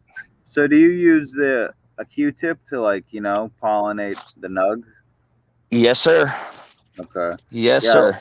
I've heard people. Or you can use a paintbrush, or you can use just something small that's got little fibers on it or little hairs on it that you can get to stick to, or you can get the pollen to stick to without blowing everywhere. Right. You know, John Smith just asks, flower. sorry. When Pretty does much around flowering August start time. when you're where you're at? Right now is about transition. So August, you'll definitely start to see, you know. yes. Next month we'll really start to see things ramp up as far as flower production goes. And that's when things will get big. Start getting big, start to really produce. So, but right now is about transition. So if you haven't started feeding your plants transition yet, or if you're, haven't started throwing in the potassium and phosphorus, you need to get on top of it, because that is what your plants. It's what we're going over right now. What your plants are going to want, and that is going to all help with your flower production. And we all like big buds. Well, yeah. So like that alfalfa SST that I'm giving right now, I mean, that's still a good. It's still a good time to give them some nitrogen, you know, because they're stretching. Yeah. Oh yeah. They are still vegging. At this point, they're stretching. They're going through their last major veg, and they're stretching. So you can still. It's still beneficial to give them nitrogen. It's always beneficial to keep nitrogen in your soil, anyways. But right now, we're talking about things that are, for relevant nutrients, that is needed for your plants right now. Laying this 284 pretty much here like next week, so it's readily available by like the middle of August, when they really are going to start needing a lot more potassium and phosphorus. Yes. Yeah. Let's see. Granite dust. So yeah, we went over that. So yeah, potassium and phosphorus is what your plants are going to need right now. Your cannabis, your food, anything that's fruiting right now, that's what your plants are going to need. They are in.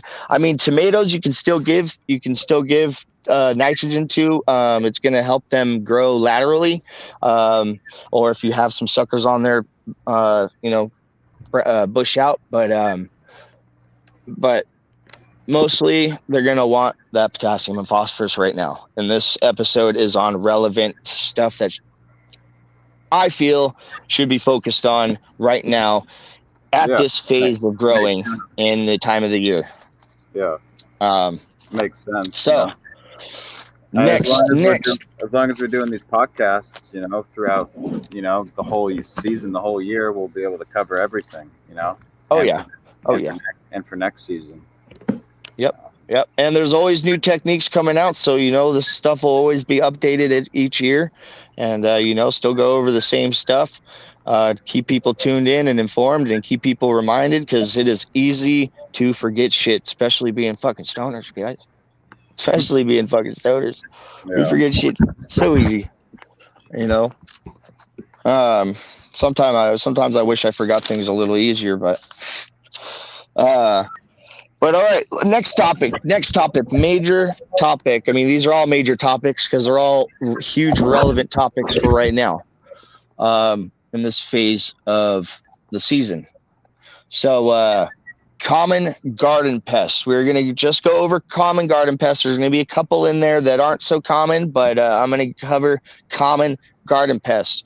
And pests, like that fucking thing right there, can be a pest right there, buzzing around, those big old fucking Chinese beetles. No, you're not going to my soil, motherfucker. You can fucking get out of here, bro. You fucking scoot. You scoot and boogie, bro, or I'm gonna squash you. Those can be a pest. Those can be a pest if they get out of control. Now, 1 or 2 in your soil is okay, but what they do is they go in your soil and they lay grubs, which chickens love. And if you like to eat grubs and dirt, because that's what they eat, and they eat up all your nutrients in the soil and feed off roots and stuff like that in your soil. So if you like to eat them, then go ahead, let them fucking climb into your soil and lay a bunch of grubs. Otherwise, don't, because that's what they do. That's what those big green Japanese beetles do. Those are grubs, y'all. In case you don't know, those are grubs.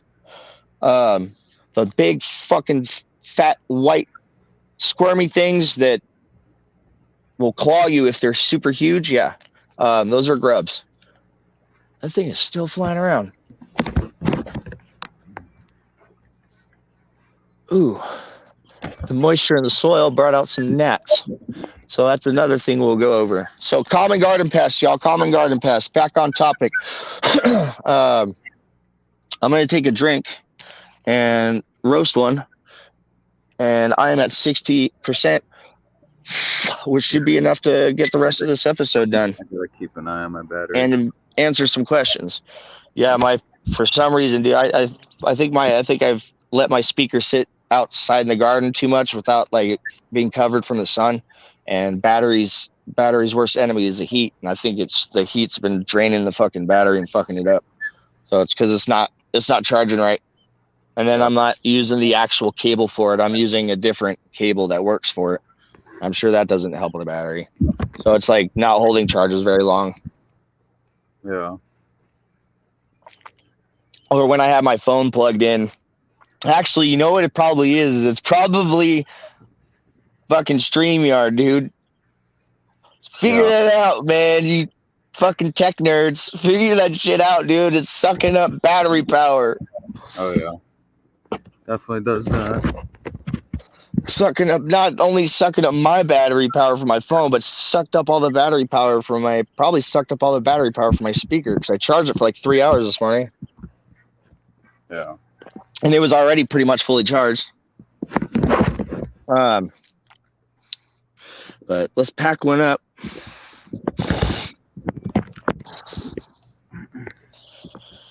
And we'll get into garden pests. I think I can get into garden pests while we're packing, smoking, token. First garden pest, which I want to get into, which we have all dealt with. I know we have dealt with this. If you have not, then you are doing something fucking awesome, or you live in fucking below zero temperatures where nothing can live. Or shit, they'll end up in a greenhouse if you're growing a greenhouse. And that is aphids. All of these will end up, especially in your greenhouses, you guys. Okay, and keep in mind, most of these pests are sapsuckers, so they do leaf damage. Which your leaves are like your solar panels for your plants. If you want to look at them in that aspect, they are what help your plants photosynthesize and grow. And without them, you're getting like no power to your house, dude. Keep that in mind. Most of these plants, most of these pests are sapsuckers, and they spread diseases. So first on the list is aphids. They are small, come in different colors. They fly. They hibernate in your soil. Do they fly? Breed. No, I don't know. Actually, yeah, some aphids fly. Yeah, they fly.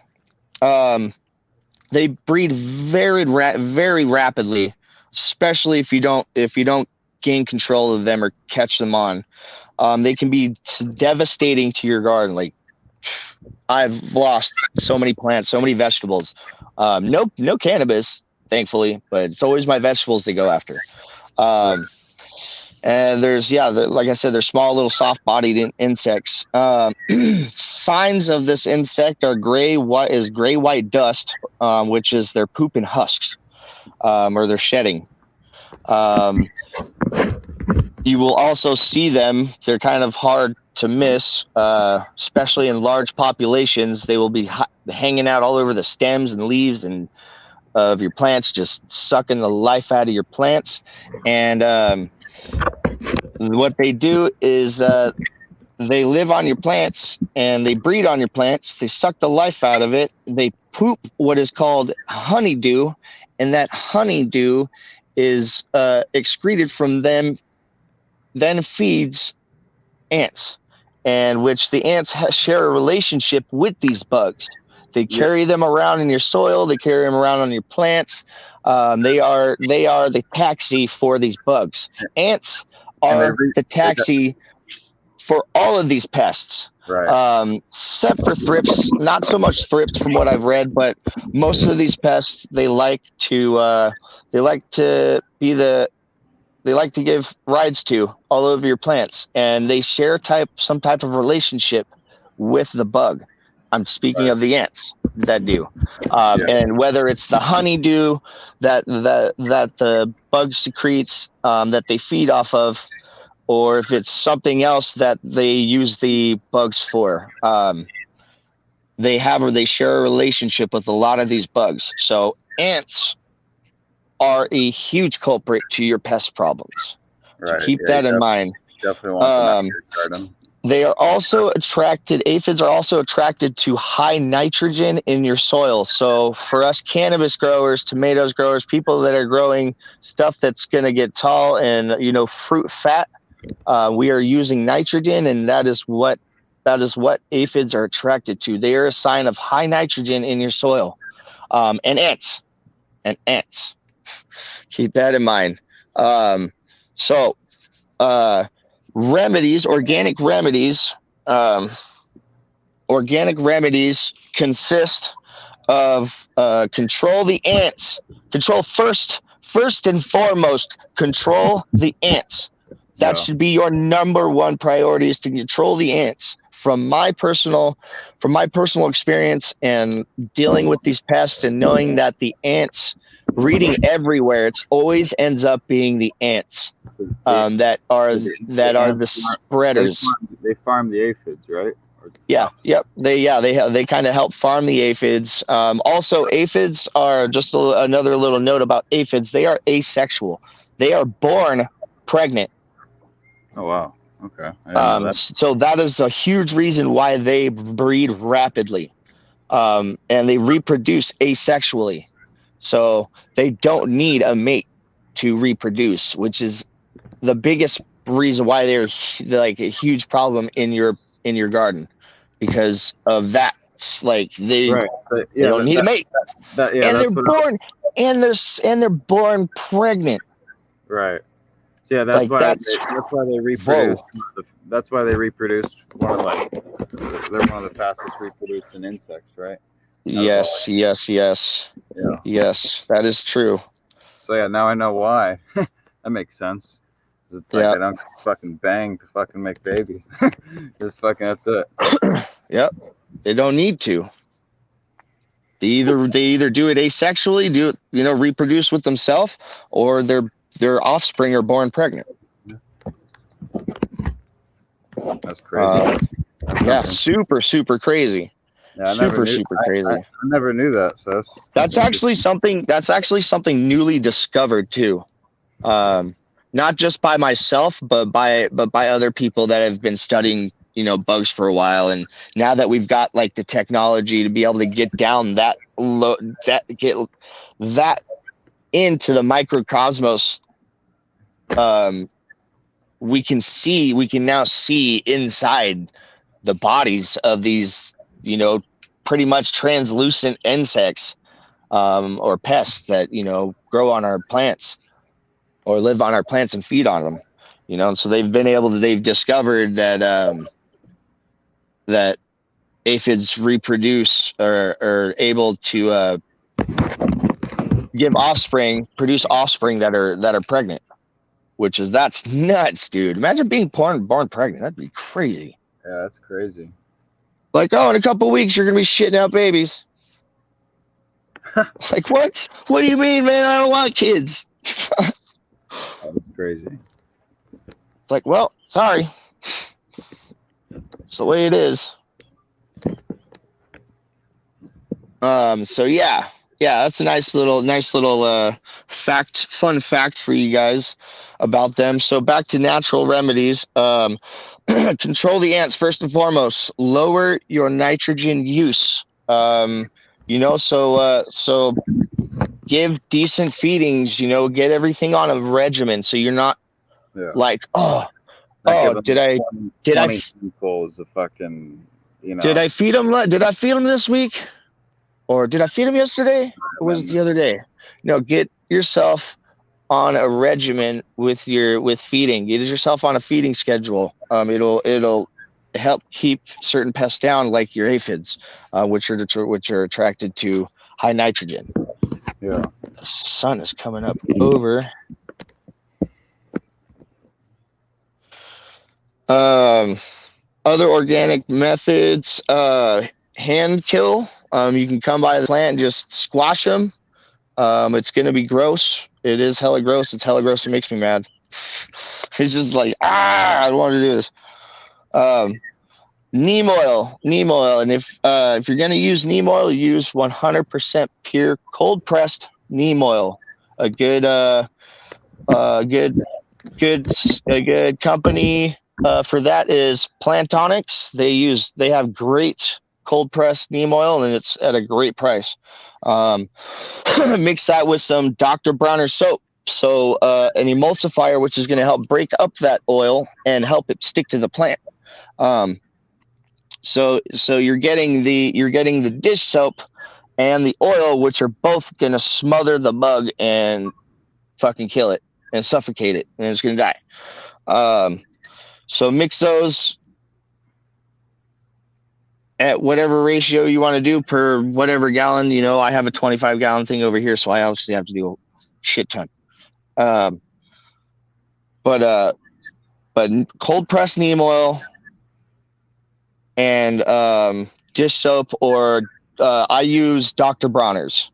Also, an additive, another thing you can add in if you want to experiment or use it, or if you've used it before, is alcohol. You can add this into your little cocktail, your spray cocktail, and what that is going to do is kill a lot of things on contact. But you got to keep in mind that alcohol is also going to kill bacteria and stuff like that in your soil. And possibly if you're using beneficial insects, your sprays are going to kill those too. So if you have beneficial mites, or if you have lacewing, or if you have lacewing larvae, or ladybugs, or any of those beneficials, they don't like that spray. It affects them too. Right. Even though it's organic, it is covering their body and it's cutting off all their pores. They can't perspirate. They can't breathe. Their bodies can't breathe. And then they get it in their mouth and they can't breathe, and then they suffocate, which you don't want to kill your beneficials. So if you are using beneficial insects, my suggestion is if you are going to spray, if you have to spray, do a couple of sprays and then release the bugs. One spray will work because you don't want to kill off all the food source for the beneficials that you're going to buy then next after you do your spray. So, or if you want to, time it right, buy, spray and then get the bugs the next day, or spray the day before you get the bugs. But I suggest waiting a day or two after you spray. To let the plants dry up and stuff, and then get the bugs, and then release a whole new horde of beneficials into your garden to keep that population down. Now, go ahead. That's definitely the safe way to go. And but there's definitely some insects too that hard-bodied insects like ladybugs, that. They even seem to be affected by sprays. Like last year when I introduced them and the praying mantises, I kind of just sprayed, throughout the whole season, and they never died. They were just they stepped in for a bit. Yeah, there's some insects that won't get affected by it so much, but there are obviously a full-grown adult mantis or a bigger mantis isn't going to be affected by that spray, but a newborn mantis is newborn. Mantis just barely started breathing air. So you don't want to scare it off or kill it ultimately. Then with ladybugs, it could be the same thing if they're newborns, or if you don't want to be spraying them, especially if your ladybugs are breeding in your garden. If you have a bunch of pupa everywhere, a bunch of cocoons and little fucking lady larvae everywhere, you don't want to be spraying that, because that will cover them and affect them the same way it affects any of the other animals, because they're soft, they're squishy, their flesh is open to the environment and your spray. So that will have more of an effect on them which I've experienced because I fucking was stupid and went and sprayed after I released bugs. Fucking retarded. I don't know why I did that. That was novice shit in the beginning, dude. Novice shit in the beginning. But that was actually, I do remember, because I released bugs and then I saw that they weren't able to keep up with the reproduction of the pests, so I had to spray. I had no choice, and it was with spider mites. And then last year was thrips. Was my first experience with thrips. That was fucking that was a pain in the ass. Oh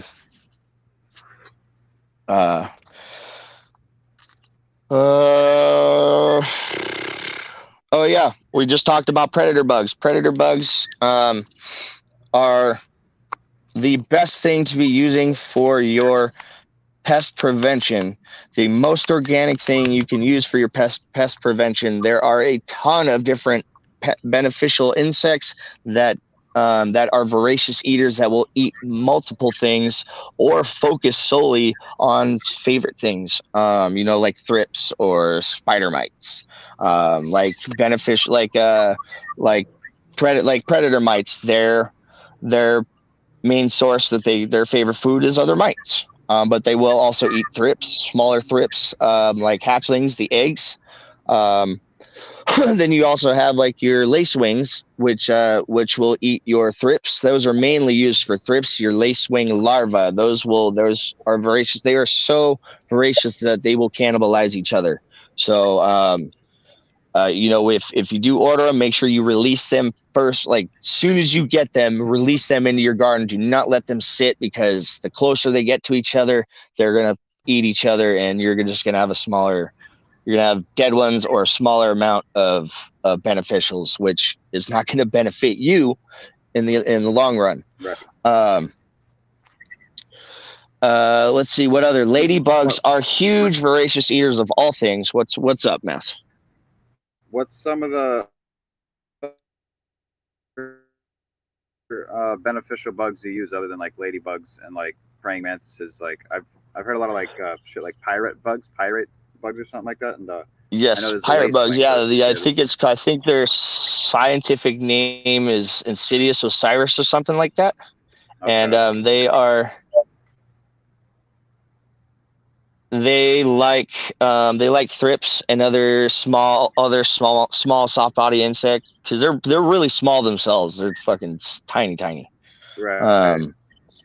And they call them pirate bug, the minute pirate bug, because their wings, when they're not flying around, their wings are black and white, and there's a white X on their wings, and it reminds you of a pirate flag. So they call it a minute pirate bug, and it just runs around fucking killing everything. That's cool. I saw this weird looking fucking beetle bug in my garden. I don't know if it was one of those. I thought it was a bad bug, but I don't know. Yeah, no, there's also other. I'm gonna get into that. Shaped like a diamond. I'm gonna get into other. What's that? It was like shaped like a diamond. I don't know. It almost looked like a fucking stink bug. You ever seen those stink bugs? Yeah, oh yeah, I have tons of them out here, different kinds. Yeah. No idea. I think that's what it was. Yeah, there's also different types of like what are they called, like true bugs, or like smaller, or like different types of beetles that are beneficial to your plants. They're predators. Now they're not used, you're not going to find them being used by like Orbico Organics or fucking or Arbico Organics or Nature's Good Guys or anything like that. They're more of a natural predator that you influence into your garden because of what you're growing, and it's in the environment. And it's like, oh, hey, this looks like a cool place to live. And then come to find out it's got food source too. So, you get a natural pest, you get a natural predator. Right. So, keep that in mind. There are bugs that you will find. There are like little beetles and true bugs and stuff you will find on your plants. Like, okay, keep this, like an example of a true bug would be an assassin bug. assassin bugs. You can buy assassin bugs. Those are a predator bug, and I get them naturally every year.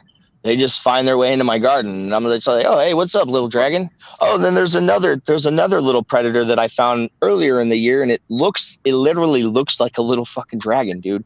A little tiny little dragon, dude. And I was like, dude, what the hell is that?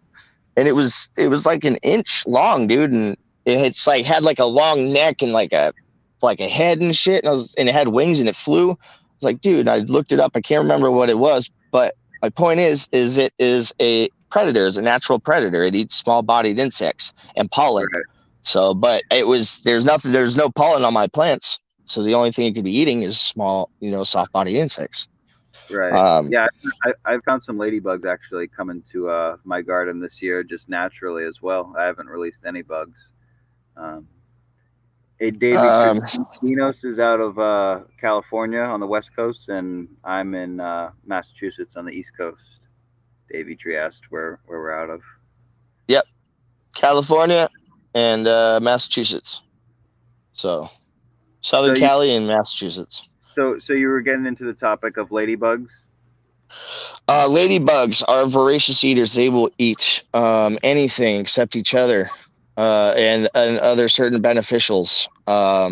Like it's crazy that they just know what's food and what's not. They're really cool. They're really cool beneficials for the garden. Smart bugs. Voracious eaters. They love it. But if like with any of these beneficials, you have to have a food source. Without the food source, they will leave. Yeah. Just like you would leave, just like you would leave if like, your friend invited you over for dinner and then they didn't make food. Like, right. Or if you went out to eat and there was nothing to eat, you would leave because there's no food. You're not going to stay somewhere where there's no food. I've heard release ladybugs, they spray water on them to keep them around. Or Amendo Dope has even said like they spray like some soda or something on the leaves to keep the leaves stuck together so they can't fly away right away. Like you said, I'll have to look into that. Like you said, if there's a food source, they wouldn't have a reason to leave anyways. But yeah, I don't know, just something I'd. And what you're using, what we are using the beneficials for, is to keep the population down in your garden. You will not. I have to stress on this because people don't realize that if you're growing outdoors, whether it's food, cannabis, herbs, you are going to have bugs in your shit. Yeah. Not every, especially, in your cannabis, sometimes shit gets stuck. Something flies by. Doesn't mean it's a pest. It flies by and it gets fucking stuck. You can't help that. You're out in nature, but even with pests, you're not going to get rid of 100% of these pests because it's not possible. It is not possible to get rid of 100% of the pests, just the pests in your garden. It's not possible. You are outside. You are in their world. You are in their environment. This is where they live. So it's the idea of using these methods is to keep the population down outdoors. That way, when your plants like cannabis or your food goes into fruit, it's not got a bunch of pests that are sucking the life out of it and killing it, and it's able to produce. Right. Or not able to produce. So we use these beneficials and these methods to keep the population down. You gotta remember it's not possible. It's impossible. If one thing is impossible in this world, it is to get 100% of the bugs and pests that you don't want in your garden out. Yeah. No, definitely them getting on the plants is impossible. But obviously getting them off the plants isn't impossible. No. Obviously you wouldn't want to use certain, synthetic fertilizers that some farmers use, or not fertilizers, but pesticides and shit. But but even the organic, insecticides that we spray, constantly spraying it, and in fact keeps them off. Definitely right now too. You know,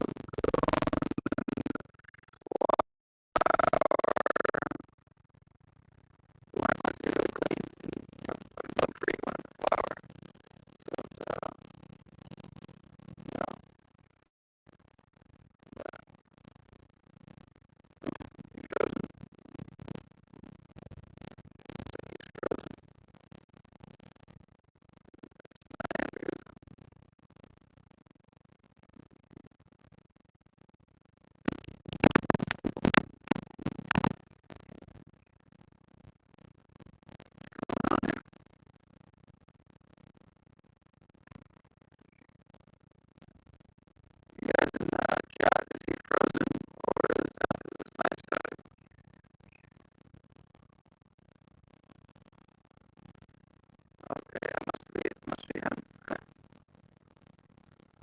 Anyways, cheers, everyone.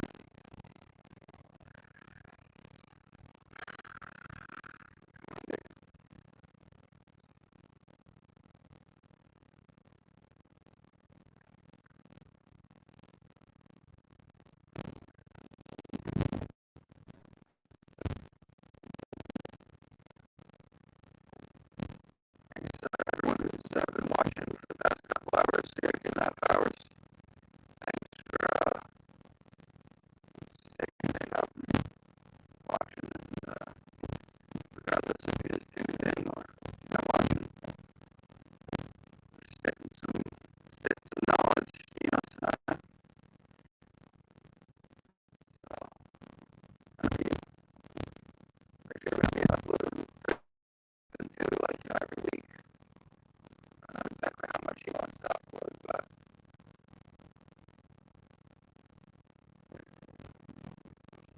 people we got. One person watching.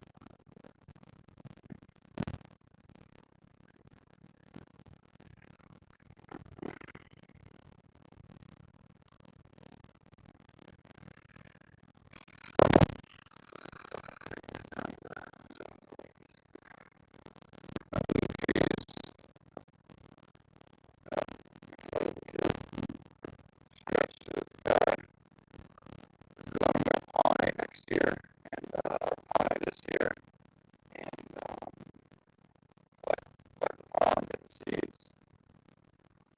That's definitely a strain I want to grow again, along with this pollen soap. Definitely up there as well.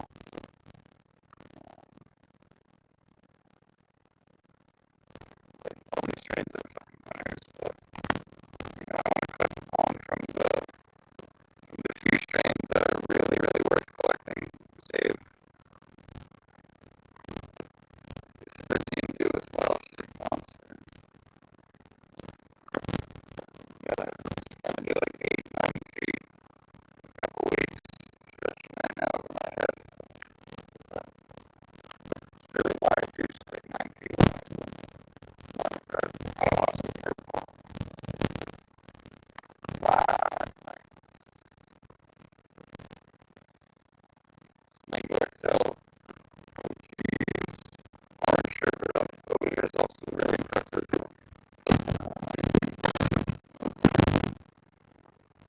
Really nice structure. Yeah, I'm excited to see what these plants do after I feed them this alfalfa SSP. That's a great bunny. Seed starts find a whole bunch of supplements. Cal-Mag, aloe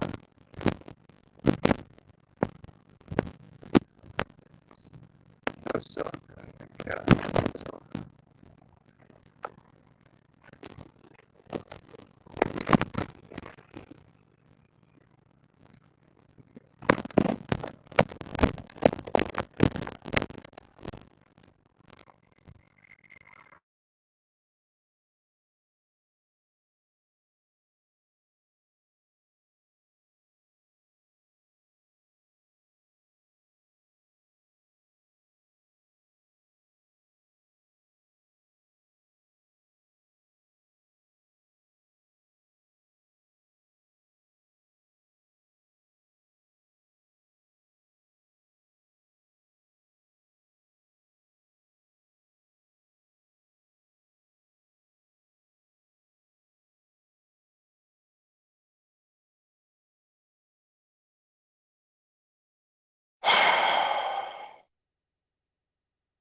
Can y'all hear me? Sorry, y'all.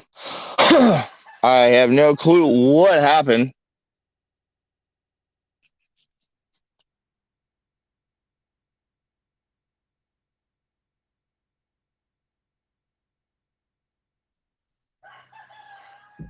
Yo, what happened? Your phone died? No, it didn't. It fucking just lost signal. Like, I don't know what the hell happened. Like, I had bars and stuff, and it just was not. That's what it seemed like happened because your screen just froze for like a minute. It didn't just shut you out. Yeah, I don't know. I've been having issues with this $300 phone, dude. Like, already, it's bullshit. Like, I can't. It won't update my Chrome. Like, I don't know what the fuck's going on with it. So now shit's acting all weird. Yeah, fuck. That's yeah, dude. It keeps telling me to update it, and then I go to brings me to my Play Store, and then I push update, and it just doesn't do anything. It just continues to load. Yeah. And then I uninstalled the new upgrades and then reinstalled and like tried to reinstall them, and it just won't do anything.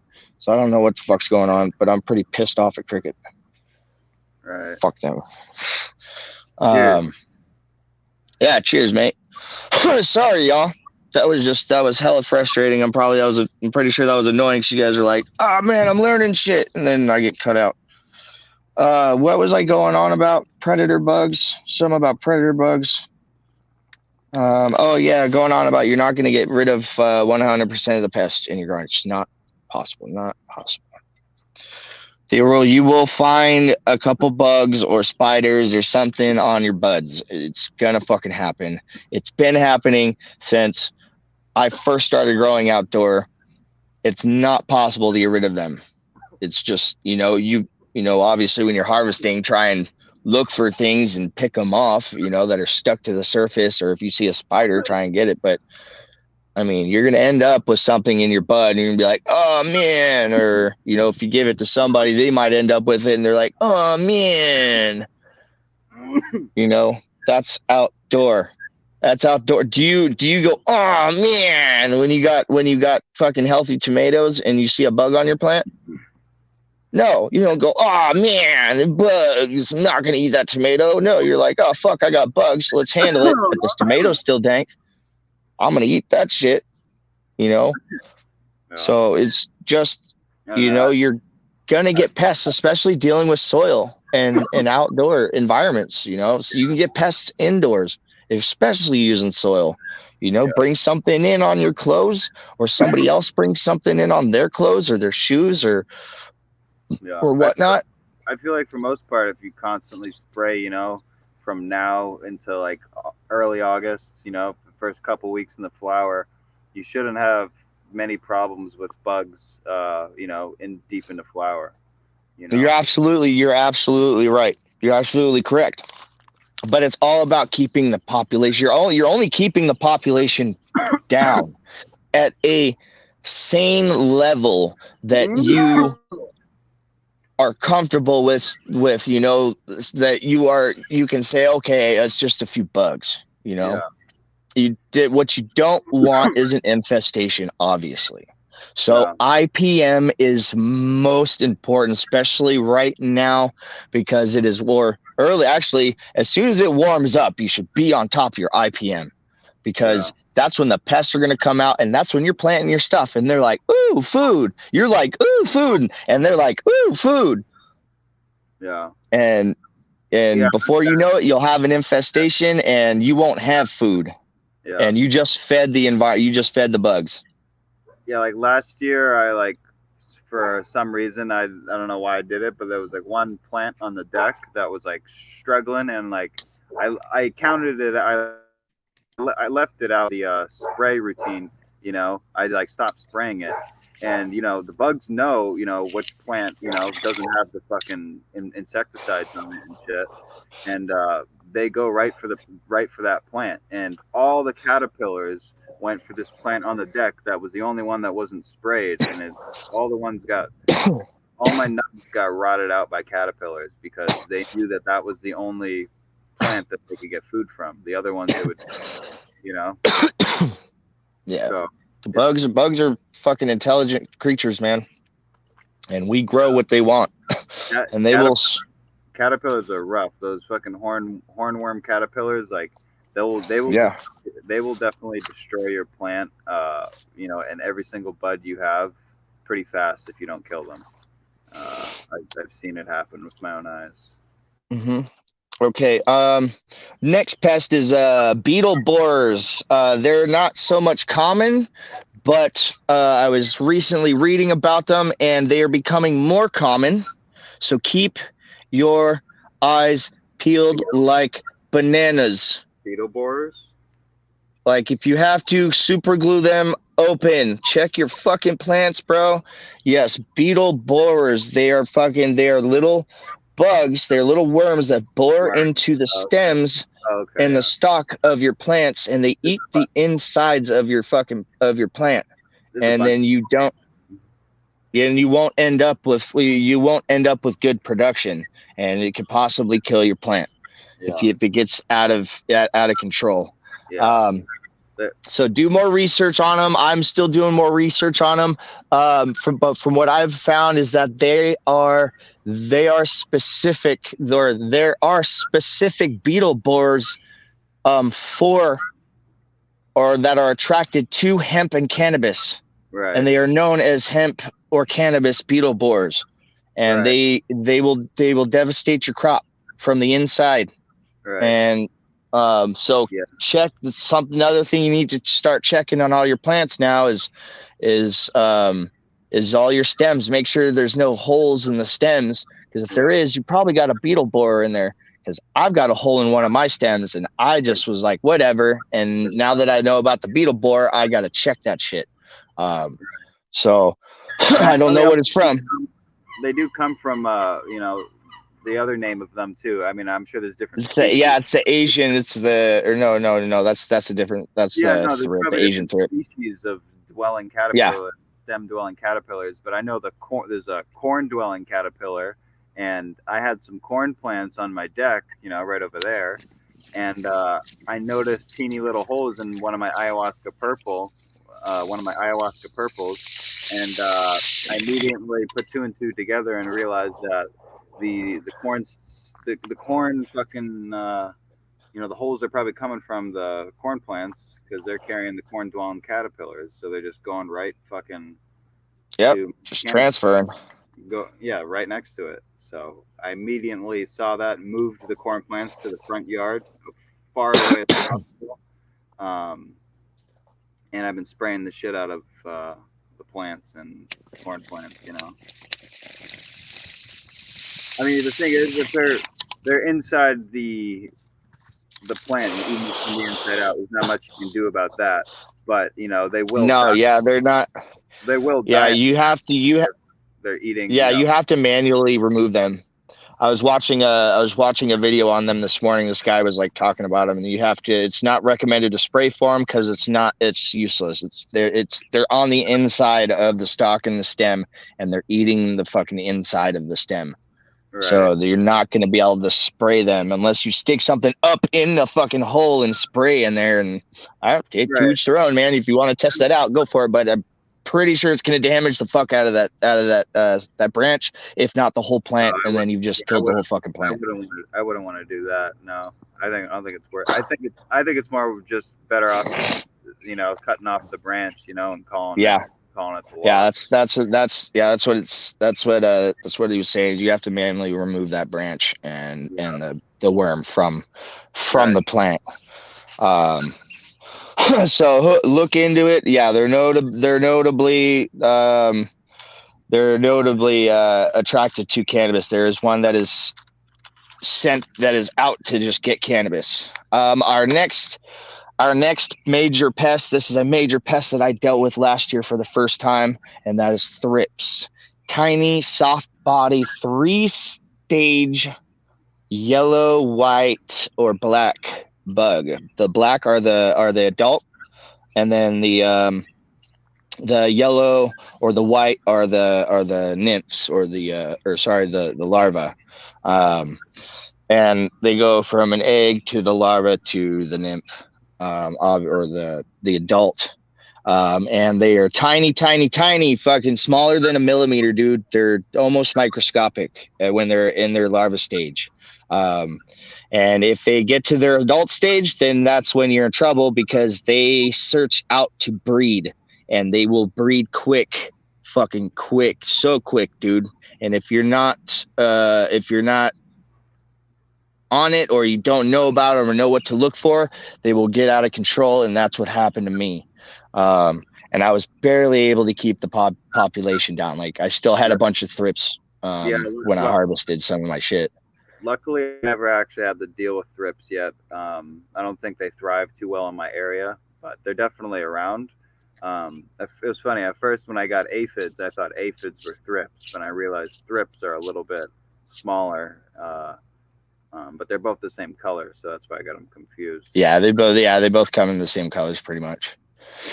Signs of thrips: silver patches, or like lines and stuff on your plants. So if you have like silvering on the tops of your leaves, what the bug is doing is they're sucking out the sap from underneath that from underneath the skin of the leaf, and they're feeding on the chloroform and the sap and stuff on the inside of the leaf. And you'll start to see silvering on your leaves. And if you see that on your leaves, then you know for sure you have thrips. And where there's one silvering leaf, there's probably plenty more, and you need to start checking them. And they like to hang out underneath the leaves and the shade where it's shaded. They like to crawl up and down the stems. So you definitely need to check your whole plants. And that's when sprays and beneficial insects come into play. You'll see black poop, little black specks, looks like I don't know, little black paint spots or something on your leaves. That is another tall tale sign that you have thrips. And they stick around the whole time. They will stick around all the way through harvest till you chop the plant down. Then when the plant starts to die, they will leave and go find another fresh source to suck off of.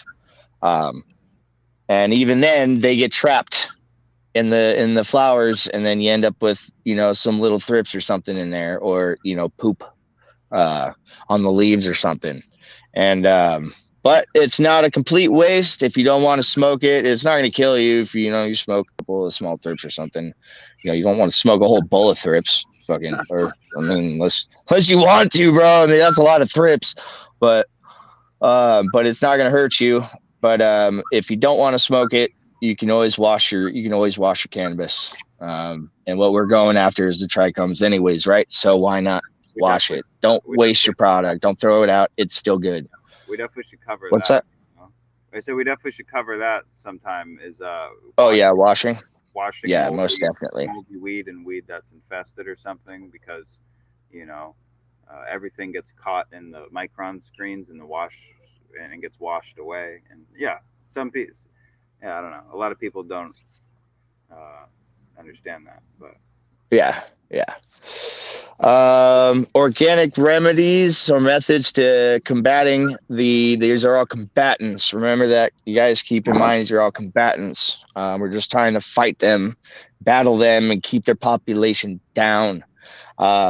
Is to separate or discard any leaves or anything that's got a whole bunch of thrips on it and stuff.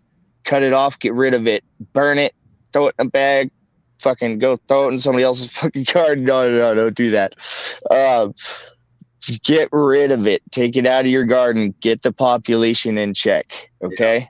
Neem oil. You can use neem oil. Remember, cold pressed.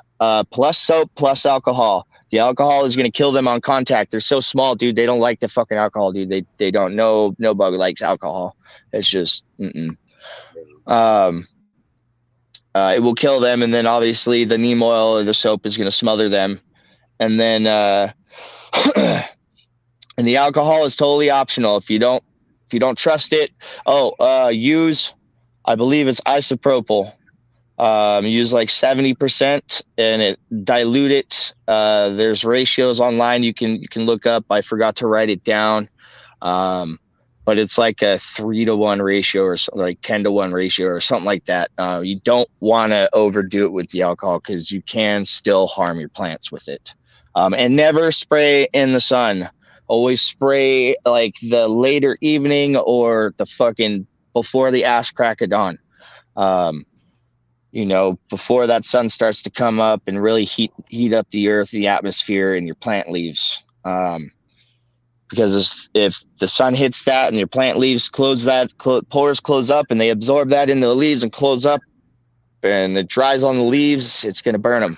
Yeah. And you don't want to burn your solar panels because then your plants can't photosynthesize. It's just like magnifying the leaves, pretty much. It's just fucking. Yep. Yeah. That's exactly what the water droplets do. Is they magnify the sun and the sun's rays, and it burns the plants. Right. Let's see. Plant therapy. If you can afford it, plant therapy works great for all of these pests. If you can afford it, use plant therapy.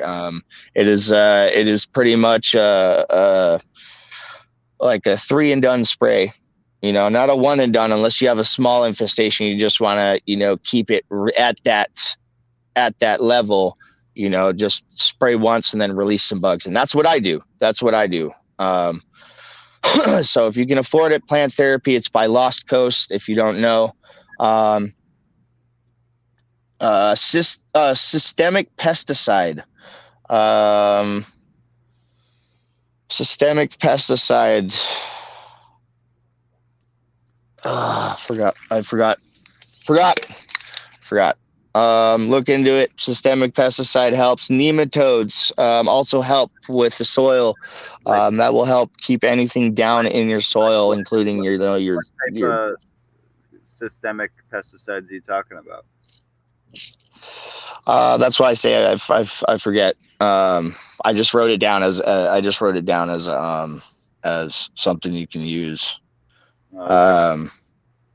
Like as an emergency, as an emergency spray if like your plant therapy isn't working or something. Oh yeah. Oh, okay. Yep. Yeah. Yeah, I know. Nematodes. Yeah. What were you gonna say? I mean, yeah, I know like sprays like that as well. I mean, like you have certain names for the systemic pesticides you use, or do you know the names? No, I just wrote it. I just wrote it down as something as an option to use. Nematodes. Nematodes are really beneficial for your soil. There are nematodes that can affect humans, but these nematodes that I'm talking about are soil dwelling nematodes, and they go for things that live in your soil, like white flies or beetles or grubs or certain worms that pupate in your soil. They also go for pupa, and they're basically a parasite, and they eat what they do is they enter the host via its anus or mouth, and they go inside and they lay its eggs and eat it from the inside. And then if you're into tilling your soil, which this is a no-till show, but if you dig in your soil, sometimes you'll find like a weird colored, like discolored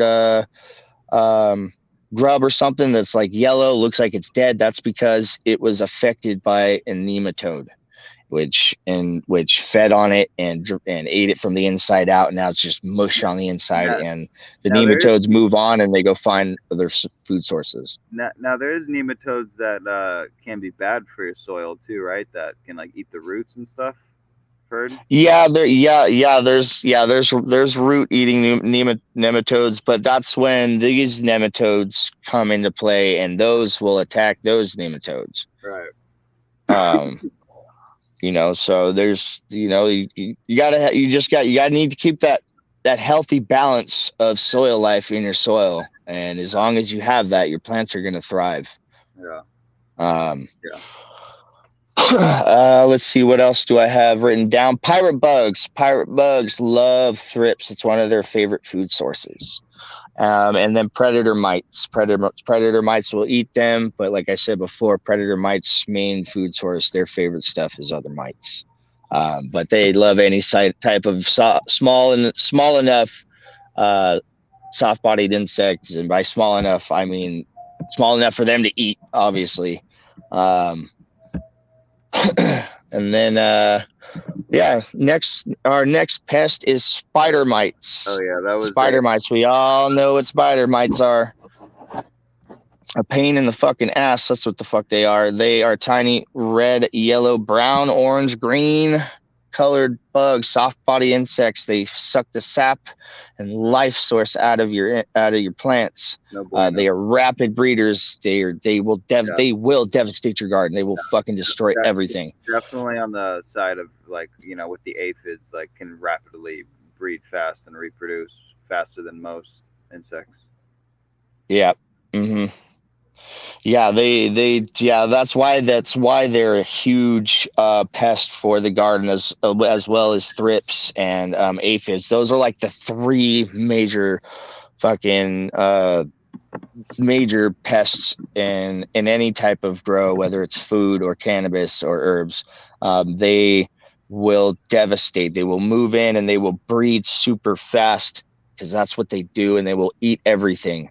And then before you know it, you don't have anything. Yeah, and that's the thing, the damage is so it can be hard to see with like the teeny yellow dots. You don't notice. Oh yes. You don't really notice it unless you're really in your garden and you're looking all the time and you're really good. You're a good gardener and you're really focused on your plants, around your plants a lot. They'll infest your plant, really, really fast, and then you'll notice it when you got webs and every single leaf is covered, with yellow dots, and you'll really notice it then. So you really got to catch it right when it starts.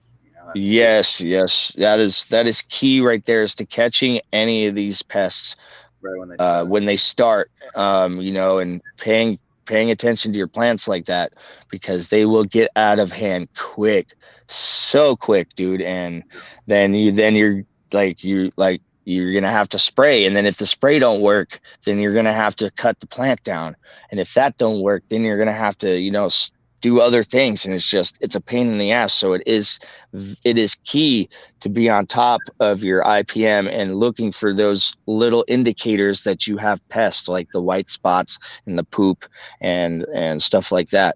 But like before, ants, dude, ants are a huge indicator. You probably have pests lurking around in your garden. Yeah.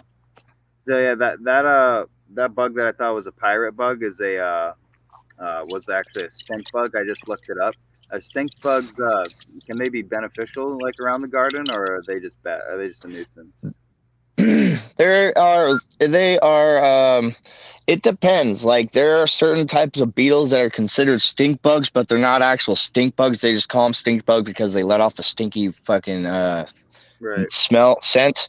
But there are beetles that reside in the soil that are hosts of carrying mites. Right. Okay. Yeah. So yeah. They're not good to keep around. But like regular stink bugs, most beetles and stink bugs are soil decomposers. They're in the soil. They're munching at dead, rotting wood and leaves, and helping you break down that material. But we'll get into soil decomposers here in a bit. Spider mites, signs: white spots on leaves, yellowing leaves, and webbing are like the main signs that you have spider mites. And if you've got webbing, then you have an infestation, and your leaves are probably yellow, and your plants aren't going to produce well, because they can't photosynthesize correctly, and they can't put that energy into producing the fruit because they're too busy trying to stay alive. If you get an infestation in veg now, I mean, it's definitely possible to kill them, and still move on and produce. But if you get a bad infestation in flower, for most part, it's over. Because once they're in those buds, that's it. They're so teeny. especially with hemp, with hemp or russet mites, and broad mites. If you get those in or have them, hanging out on your plants, your cannabis, before flower, and they're in there during flower, you will not get good flower. It will be airy. There will be no trichomes. You'll get some flower, but it will be fucking garbage, dude. Like Mexican brickweed is better than that shit, dude. So that is like that is like the one thing you really have to spray for, other than using predator mites as control, because even the predator mites will miss them, and because they're small, they're fucking tiny, dude. And if you're not on top of your game, come flower, bro, they're like, yeah, here comes the food, let's fucking get it on, let's breed and just destroy everything. And by come Croptober, dude, you're gonna be like, dude, what the hell happened? And if you're not educated on russet and broad mites, from my experience, you will be so confused on why your plants do not perform. And that is why, because that's what they do. They fucking suck the sap they suck the life out of the plant before it can produce anything for you to consume. Right. So mites are a huge pest. I've never dealt with russet or broad mites yet, thankfully. But organic remedies, horticultural sprays. I have a mix. I have two mixes. Mix one is just a simple neem oil, castor oil soap, and alcohol, 70%. And then I have a mix two, which is which I got from another channel. This guy uses some good stuff. He's got a good mix. I forgot to write his channel down so you guys can find it. But what he uses is neem oil, tea tree soap, peppermint soap, 70% isopropyl alcohol, and hydrogen peroxide 1%. He says it works great for everything that he grows. So that is an option if you want to go buy all those and make yourself a nice little cocktail of spray. That is an option. Plant therapy. If you can afford it, like I said before, if you can afford it, go get it. It works amazing. Actually better than like mixing it yourself. But I think this guy's mix would work really, really well. I see that it would work really, really, really well because you got the tea tree and the peppermint, which most pests don't like the smell of, so they're gonna stay away from that smell. And then you've got the alcohol, the alcohol and the hydrogen peroxide, which is gonna kill bacteria and fungus. That's another thing you got to keep in mind. That alcohol and hydrogen peroxide is going to kill all the most of the microbiology in your soil. So keep that in mind with those two ingredients. And then back to the plant therapy. If you can afford it, get it. It works awesome. And then ultimately, predator mites, the most organic thing you can use. You can get them from Tip Top Bio or Nature's Good Guys or some other brands, but I use Tip Top Bio. And actually, unless you're ordering like huge bulk, like huge numbers, like hundreds of thousands of dollars or like thousands of dollars worth of bugs, they just revert you to a website. You have to call them for that amount, but they revert you to the Gardening Zone, which you can get all their products from. So check them out. If you're not using predator bugs, use them. It's the most organic way you can use you can combatant pests on your grows, whether it's food, cannabis, your fruit trees, even grass. Even like there's pests that will destroy your grass. You can throw nematodes and stuff in your grass if you like to waste water on lawns. Next major pest in my list is caterpillars. Okay, caterpillars. We all know what they are. Little squishy worm things that fucking roam around on your plants, eat your leaves. You're muted. Everything good over there, Mouse? You're muted.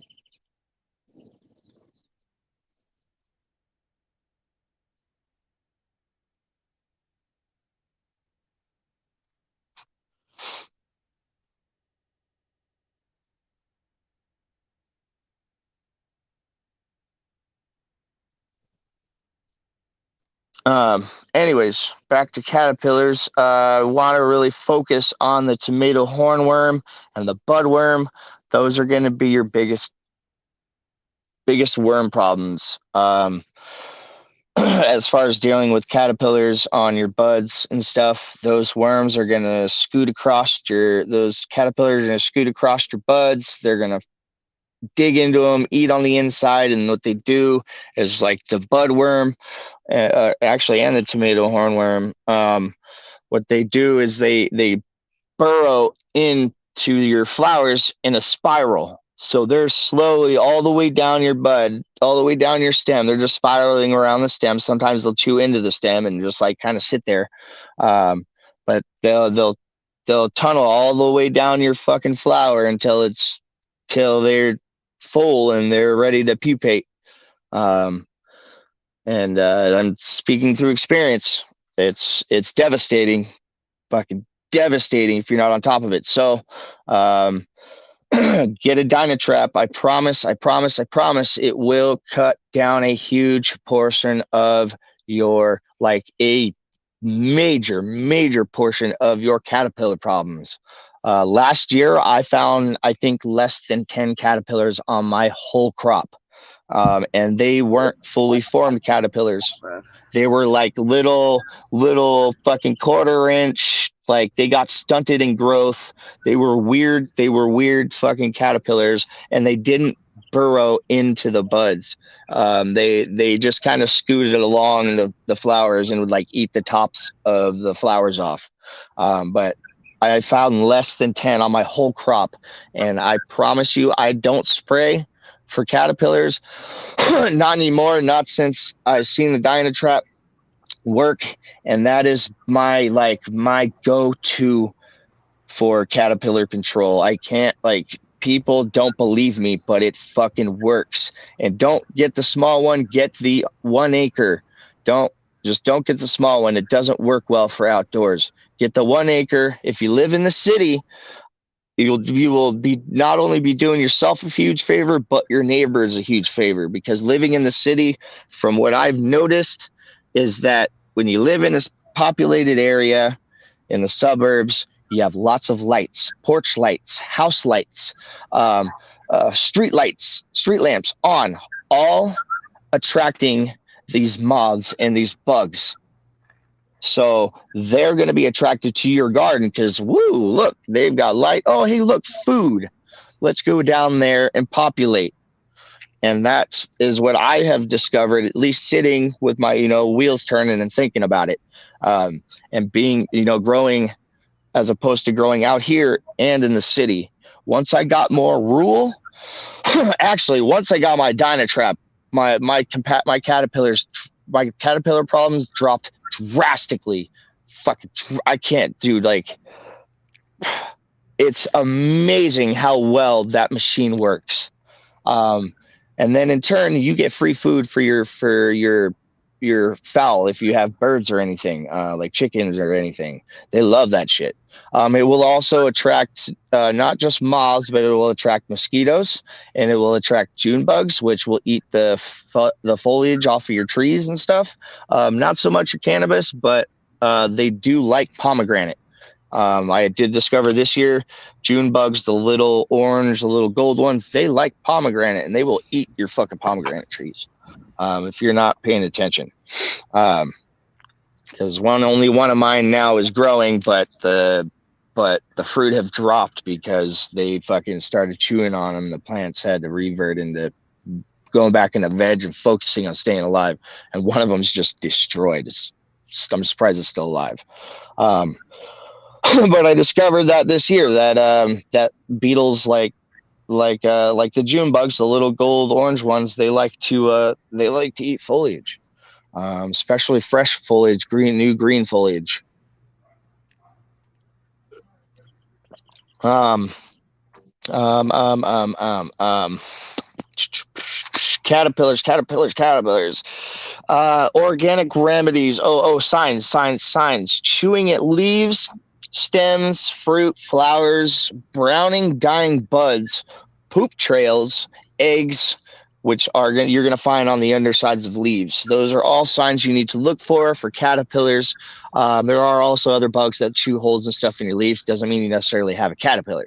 But if you do start to see browning in your flowers, then you've got a caterpillar in there, at least on your cannabis flowers. You've got a budworm or a tomato hornworm in there, and it's eating your flowers, and it's pooping in there, and that is going to rot your flowers and cause bud rot, just like rain causes bud rot. But it's a different kind of bud rot because you're dealing with feces now. Which is gonna in turn, and all these pests that poop on your plants, they pass diseases. They pass diseases onto your plants, which make your plants sick and then could eventually kill them. So keep that in mind. They spread their poops. They're different bugs have different poops, and they do different things. But they all spread disease. Some type of disease or fungus. So natural remedies to combat caterpillars is manual search. If you can trust your chickens out in your yard. What's that? I said, yeah, picking the caterpillars out is definitely one of the best things to do because they're only, they're one of the only bugs that you can like manually pick, and like you really need to get them out of your buds, if they're Yep. and it's crazy how some caterpillars can range from being smaller than my pinky, maybe even like fucking teeny, a centimeter under, an inch, or an inch long, to an inch long. Yeah, they can range in sizes. The small ones are tough. The ones that are microscopic, like really teeny, are tough because the new hatchlings. Because you can't really see them as easy, and they're a pain in the ass. Yeah, fucking huge pain in the ass. Yeah, you usually don't catch the small ones until they're big enough. Yeah. Let's see. Parasitic. Well, like I was saying, if you trust your chickens out in your crops, out in your fields, you can let your chickens roam around, and they'll scratch the shit up out of your plant, out of your soil, but they will find the caterpillars chilling on your plants, on your tomatoes or whatever you're growing. But keep in mind, the plant would have they like to dig. Right. I mean, Chickens like to dig, and they're not just looking for the caterpillars. They're looking for anything crawling around that's going to be nutritious for them. So they will fuck up your garden. But if you've got good chickens, I've seen people, they have good chickens and ducks, and they're able to just let them go through their garden, and they don't fuck everything up. But my chickens, I don't, because they fuck everything up. What was that? I said, I don't know how you'd have a chicken like get all the way to the top buds to like pick out the. Oh yeah, no. Obviously, you have to hand move those. You have to remove those. Oh, like just for like the ground is what you're saying is definitely a good idea. Yeah. And like stuff in the lower portion of your plant. That's definitely a really good idea. Hopefully. Yeah. Poke many holes in the stem of the stalk. Yeah. Yeah, there's a lot of pests that reside in your soil that actually need to pupate in your soil to be able to get to their adult stage. So then the chickens will come in, they'll find all of that. If you want them to scratch around and throw manure into your fresh manure into your area, by all means go for it. But you're gonna have to clean up their shit. You have to clean up everything, to make it look tidy. But they will mess up everything, and they'll find everything. My battery's low on my earpiece. Let's see. Next we've got parasitic wasps. Parasitic wasps are great for the caterpillars because what they do is they search for the caterpillars so that they can lay their eggs on the caterpillars, and their larvae will feed on the caterpillar, and then eventually will feed on the insides of the caterpillar, and then eventually turn into adult parasitic wasps, and then repeat the process. Great, most organic source you can use. Also, nematodes. That's where the nematodes are going to come into play for you to keep the soil clean of any of the pests that reside in your soil that need to pupate in your soil, and that's going to be things like your white flies, or like I was mentioning, or like beetles, or grubs, fungus gnats, even other types of insects that you wouldn't expect. There's just a whole vast majority of things that nematodes will eat, or nematodes, however you want to pronounce it. Moth traps. If you want to get little sticky traps, you can make them out of honey or tape or whatever. Stick them in your hang them up in your garden, and things that are flying around your plants, they'll eventually fly into that and get stuck. Moths' wings are very, very delicate, and if they get stuck to anything, they're done.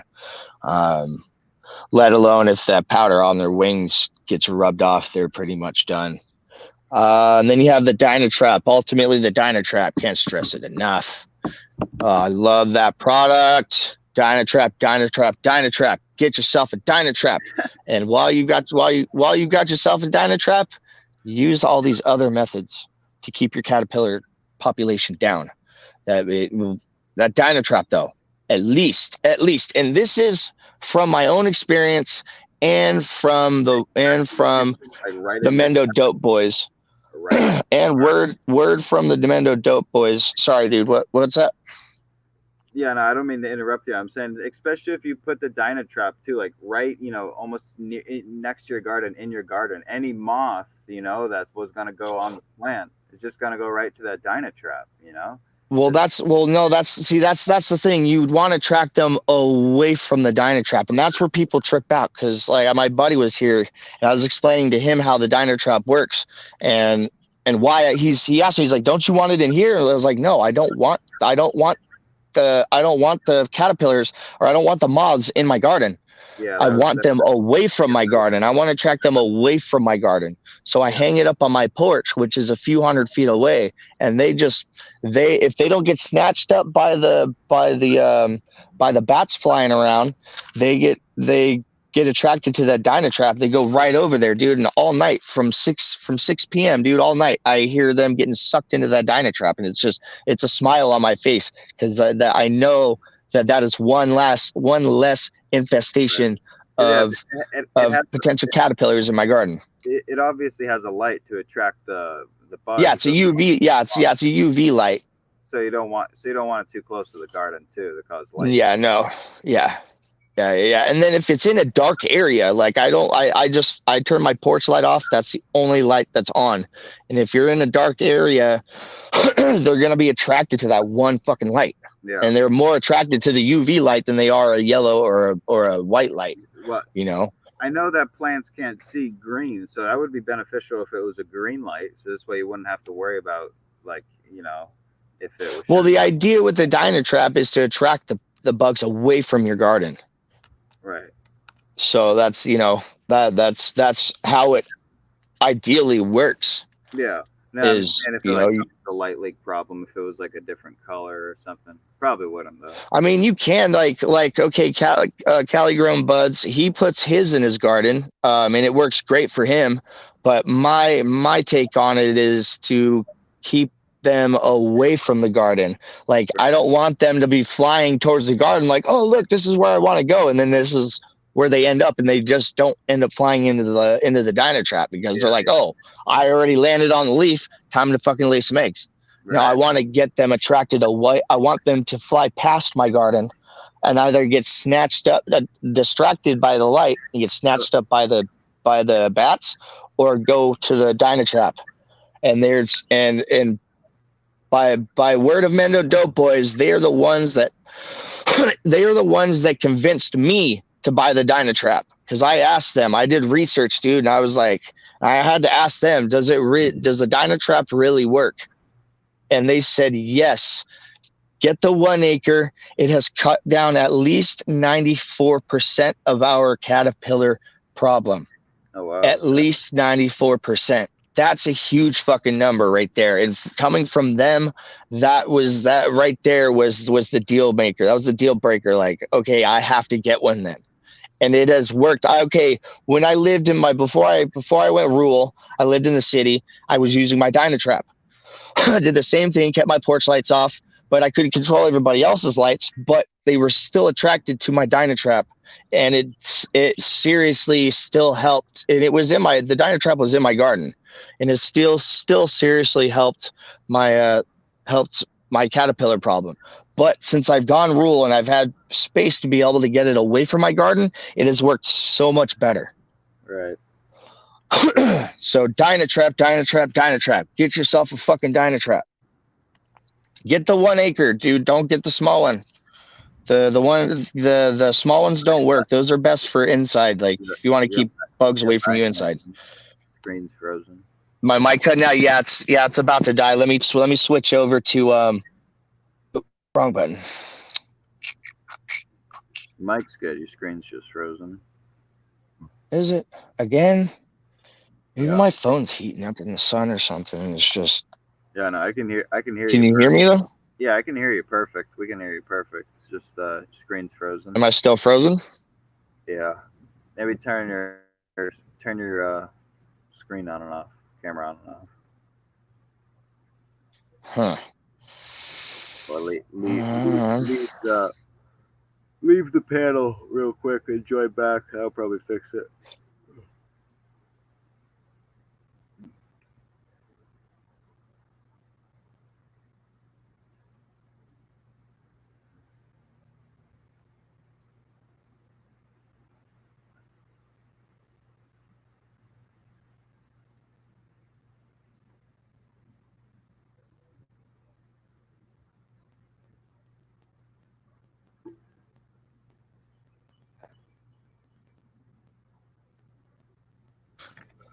Yo, did that fix it? Yep, you're good. Sweet. All right, I'm gonna put you guys up underneath this plant, keep my phone out of the sun, and I'm gonna turn around and face y'all. Oh, here's my book. And I'm ready to smoke another one. Woo! This is a good episode, y'all. I didn't think it was gonna run this long. Damn, I really outdid myself with the information. Shit. This is why I say research until you're fucking tired. And when you're tired, research and fucking more. Drill it in your fucking head till you can remember and you get it, bro. Yeah. Definitely. You know, and you can remember and you're able to just be able to regurgitate this information. And, you know, when people ask, you know, you're not like, I don't know, or you're stumbling on your words, you know. So study.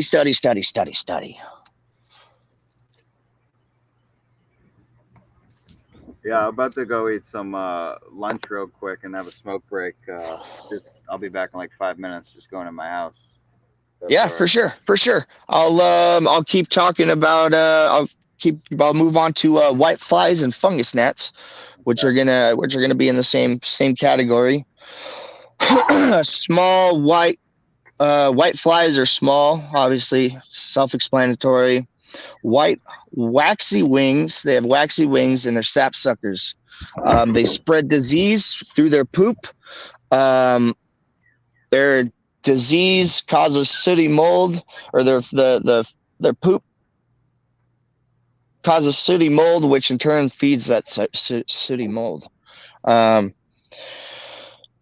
And signs of white flies is white, gray fuzz, poop, eggs, sticky residue or honeydew on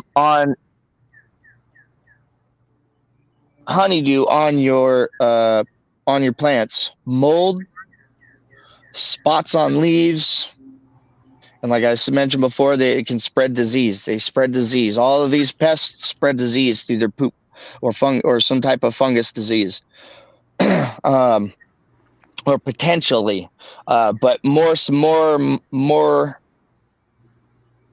more than others. And then organic remedies is spray. Use a spray, vacuum, sticky traps, defoliate. If you have a major infestation, you're gonna want to defoliate. Just get rid of that shit. Burn it. Fuck, pee on it. Flush it down the toilet. I don't know. Just get fuck rid of it. Get it out of your garden, because they're like all the rest of these pests. They breed quick. And they go through a 4-stage life cycle. White flies do, and they pupate before they molt twice and pupate before they get to their adult stage. So they're hard to get rid of. Defoliate, and then pyrethrum. If you can get your hands on some good pyrethrum spray, that'll kill them. It kills all four. It kills all stages of them. Get out of here, little mite. I don't know what kind of mite that is, but soil mite. Next is fungus gnats. Fungus gnats, we all know what they look like. Small little black flies, annoying, buzzing around in your soil. They live in your soil. They feed on stuff in your soil, and then they come up out of your soil, and they lay eggs on your leaves, and then the worms eat the leaves, then they fall off into the soil, pupate in the soil, and then turn into adults and then come out of the soil. And then they repeat the whole process. And they're not necessarily more of a pain in the ass if you're growing indoor. But outdoor, they're not a huge problem because you have the ability to let your soil dry out, which they don't like, which keeps their population down. And kind of kills them off a bit. Signs of fungus gnats is leaf damage, poop, flies, worms, or the larvae, which are going to be on your leaves, eating your leaves up. And they eat the sap out. They suck the sap out of the leaves. That just died. Can y'all hear me? I don't know if anybody can hear me. Let me see. Settings, audio. Default. Okay. All right, cool. All right, next on that is organic remedies. Organic remedies for that is going to be spray, which is going to consist of H2O2 or hydrogen peroxide. We can hear you good. Just letting you Cool. know. Awesome. Right. Thank you. 1 sec. I'm just finishing up my lunch and I'll be right back. Be right there. Yeah, for sure, man. Take your time. Enjoy. Like I was saying, the spray is going to consist of H2O2 or hydrogen peroxide, neem or BT. If you want to use BT, you can also use it on caterpillars. Thing about BT is it is not safe for us. It is not safe for us in our gut biome, just like it is not safe for the pest gut biome. It has the potential to harm us. It has been found to still, like in BT corn and genetically modified BT corn, they claim that it doesn't, that our body doesn't absorb it when we consume it, which is a downright lie, because there are studies that they have found in pregnant women where that bacteria still resides in the gut of these pregnant women and passes on to the baby too. And what this BT does is it eats when the worm or the bug consumes it. It gets into their system. They ingest it, and it eats them from the inside. It dries them up. The bacteria dries them up and kills them. And it eats a hole in them pretty much. And it does the same thing to us, from what studies have found in pregnant women. So if you want to use BT, it is an option, but I no longer use it because of that. It is not safe for us to be consuming. At least in high quantities, you shouldn't consume it at all. Actually, is what doctors were saying.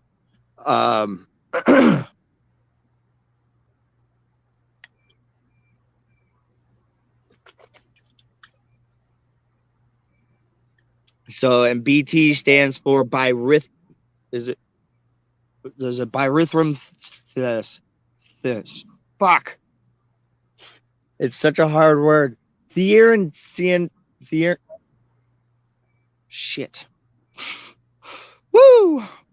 Try and say this word fucking 3 times fast. Theancingensis or something like that. Birithrum theancingensis or something. Some crazy tongue twister word. There's pyrethrum and pyrethrum. Both are theancingenses.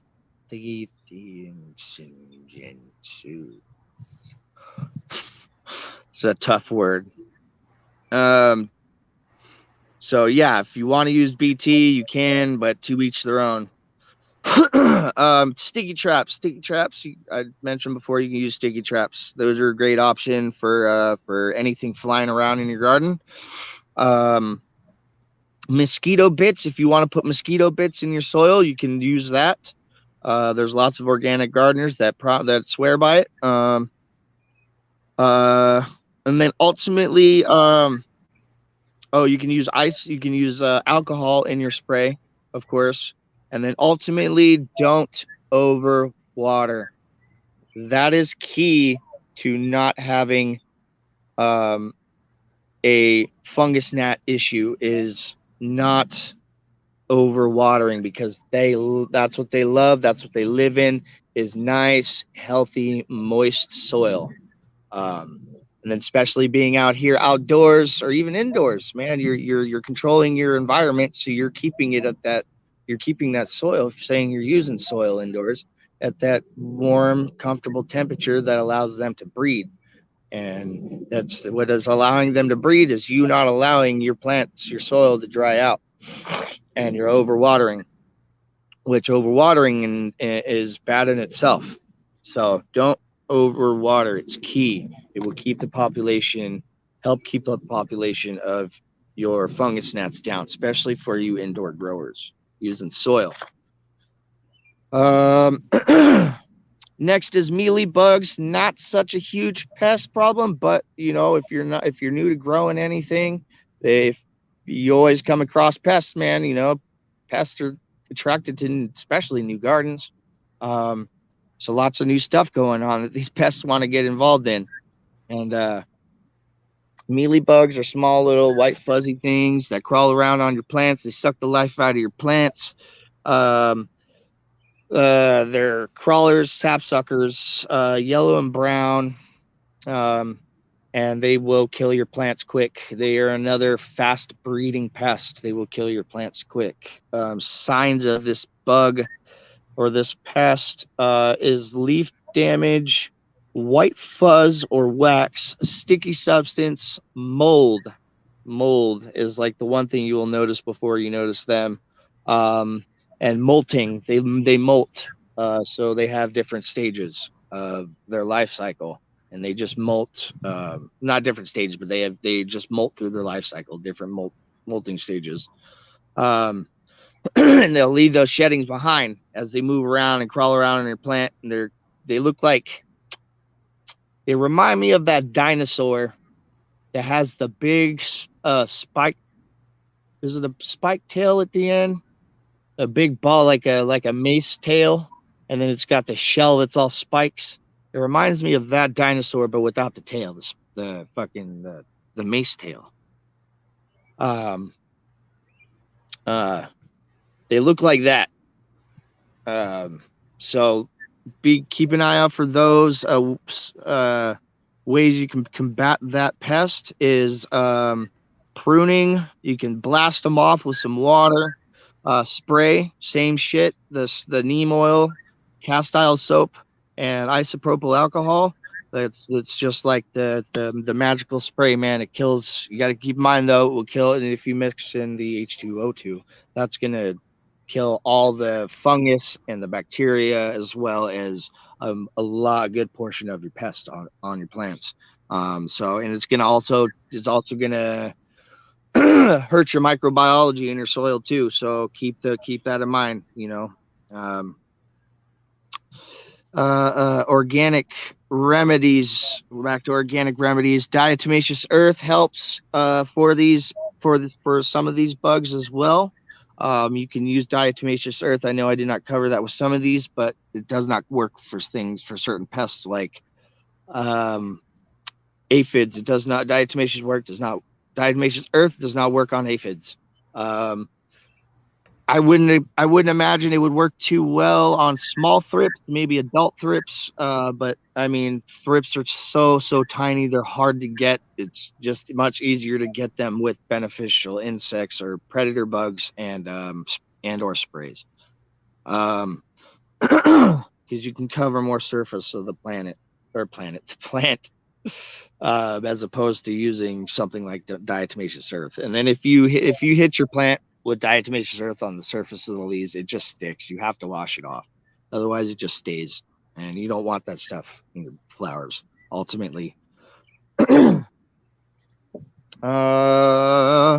Let's see. And then, yeah, like I mentioned before, 3 to 6% H2O2. That will kill them on contact. So, or if you want to make a little cocktail and mix all those together, that works amazing. It's just like a one and done spray, or like a three application spray. Let's see. I'm running at 22% on my phone, but we're wrapping it up. Signs. Oh, you know what? Our next pest brings me to our next pest, the ultimate pest that I mentioned in the beginning. That is the tall tale sign of most pests in your garden. And that is, what is that, people? Can somebody answer? The one person that's fucking watching, maybe you can answer. Give you a few seconds. One major test that is a tall tale sign that you probably have other pests lurking in your garden and on your plants. I will pack one up and see if somebody can answer that question.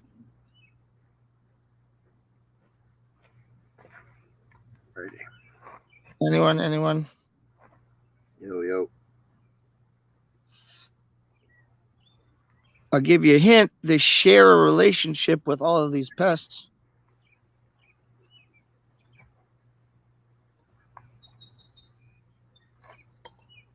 Nobody? All right. Well, we've only got one person watching. It's probably my wife or something. Oh, yeah. What I'm talking about, people, is ants. They are the culprit to most of the pests in your garden. They share relationships with the pests, whether they be a food source or something that helps them out in their hive, or with them in some symbiotic type of relationship.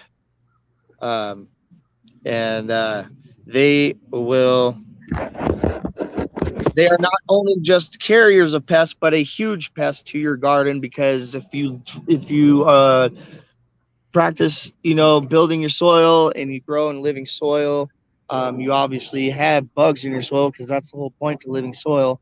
And ants are part of those bugs, because they are decomposers. But with that said, they are also pests, because they don't only carry the bugs around. your grows, but they also like to try and set up shop and home inside your mounds and your garden in areas where it's And on your already you've already produced a home for them. stuff. um, so they are a huge pest in that aspect, but they are also part of Earth's natural soil decomposers. They are decomposers. They help break down animals and other dead stuff the in the soil. They help move around seeds and spread different seeds from area to area. They help. They're really beneficial, but they can be huge pests in your garden as well. So ants, we all know what they look like: black, red, fucking sometimes weird colors, mostly black and red. um Orange. Signs, trails, broken branches, that's where they become a problem. Major pest for your cannabis plants because they fucking like to chew into your branches for some reason, going after the sugars or something in your branches. um and then they're also decomposers, so something's dying, they want to go fucking chew on it. um Yeah. uh Other signs is other pests. Mounds of dirt, like if you see walking around your paths and you see random mounds of dirt like just mounted up, you have ants. You've got ants, whether they're going in and out of that hole, whether that's an entrance or an exit. You've got ants in your general garden space. Right. um uh uh uh Scouts, those are the ones that you're going to see carrying around stuff. They're searching for food, they're carrying around pests. They're just dragging across your plants, looking for shit, causing you know looking for something to eat, or they're dragging pests around. That's just what they do. So scouts, if you see any scouts roaming around your plants, get rid of them. Because they're looking for something to be able to get their colony to as a food source, to be able to take back to their home. And then larvae. If you see larvae in your soil, like if you let your soil dry out, you let your mounds dry out, and then you go plant, go use it and plant something into it, and then you dig in and you find ants and or you find larvae, you've got an ant infestation in your mound, and that is, you've found you're hitting a colony and they have taken over your mound, and you need to drop in some diatomaceous earth, and you need to drop in some nematodes. They will take care of your ant problem. They are like the best thing for ants is nematodes in your soil, like ants in your soil, because nematodes eat everything that's in your soil pretty much. Yeah, I haven't released any nematodes this year. Last year I released a bunch. Definitely when I had a fungus gnat problem too, and when the larvae is eating at the roots, it's definitely really beneficial to add the nematodes then, so they can kill the larvae. Yeah, and that's another thing fungus gnats do is that's what they feed on in your soil when there is the root system. If they're not up on the leaf, if the worms aren't up on the leaf eating the leaf, they're in your soil eating your root system. Yeah. Organic remedies or methods to combat ants is obviously spray. You can spray for any of these pests. Traps, you can put ant traps like borax traps or sticky traps. Cinnamon's great. Diatomaceous earth is great, and then ultimately the nematodes work the best. But the thing with cinnamon and diatomaceous earth is, like, the cinnamon, they don't like the cinnamon, so that just keeps them away from the general area where the cinnamon is. Right. And if you whenever you water, that cinnamon gets wet and it's no longer effective. And same with diatomaceous earth. If you get it wet, it just goes into the soil. It's not effective unless it dries up and then something crawls across it and gets all cut up. As it gets stuck to them, it slices them up. But after it gets wet, it pretty much starts to decompose, and it's no longer effective. Right. And then diatomaceous earth also acts as a double to me, because it's a silicate.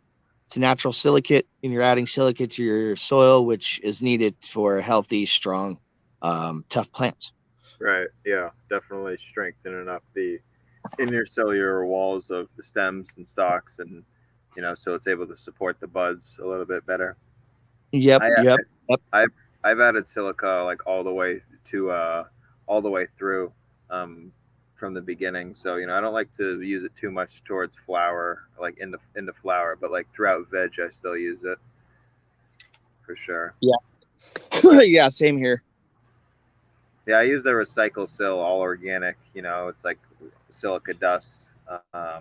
Yeah, You know, I haven't. I've since I've only switched to using the fish emulsion is the only thing I use from a bottle. I don't have any liquid silica anymore, so the only sources of silica I'm giving to my soil is green sand and diatomaceous earth, and then anything that might yeah, have. they're still getting some silica like that, but I think it's Yeah. definitely beneficial to mix it in every time you water, like with that recycle cell. That's what I do. But that growers recharge. That growers recharge too. We should talk about. Like adding microbes.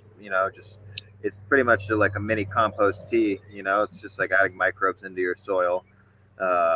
Just a good and fast way to add microbes into your soil without having to brew anything up. Just throw a couple teaspoons in there, or however much you want, because you can't add too much of the growers recharge because it's just microbes. There's no really like plant food in there. It's like gonna burn your plant. Just like microbes and other stuff that's beneficial. Yeah, you can't really overdo it on microbes. It's good to have a healthy balance. You don't have too much bacteria, you don't have too much fungus. Yeah. But if you have mushrooms growing out of your soil, that's a good sign that you have a healthy, abundant source of fungus in your soil, and you shouldn't worry about it. Right. Yeah, I Cause, don't see many mushrooms coming out of my soil, but I do have mushrooms oil over near, like in the backyard here. But yeah, that's the thing. I'm pretty like basic with my compost teas. I'm not like doing. I pretty much do the same thing. I take a few cups from the booze blend, and I'll mix in some flour amendments with it. But I don't like go crazy on like fungal teas or anything. yeah, I basically do a mixed fungal and bacterial dominant tea because I put in my compost. And I put in my worm castings, which both have bacteria and fungus in them, one more than the other, but I like to just do it all in one. That way I'm not like splitting up the teas and stuff like that, or splitting up the microbes. It's all going to be beneficial for my soil. So I just do it all. Yeah.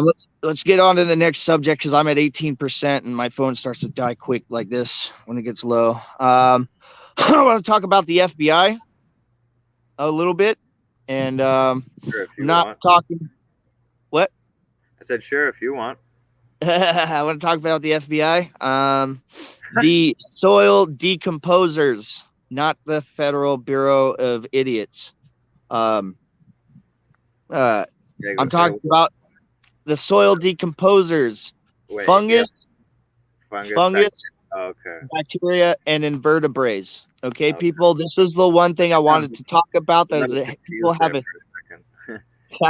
people have a huge misconception on soil decomposers, and I wanted to cover this because I keep hearing people talk about soil. I don't like this in my soil, and I don't like that in my soil, and this does that, and that does this, and there's just too much confusion in it. So I want to set it straight right now.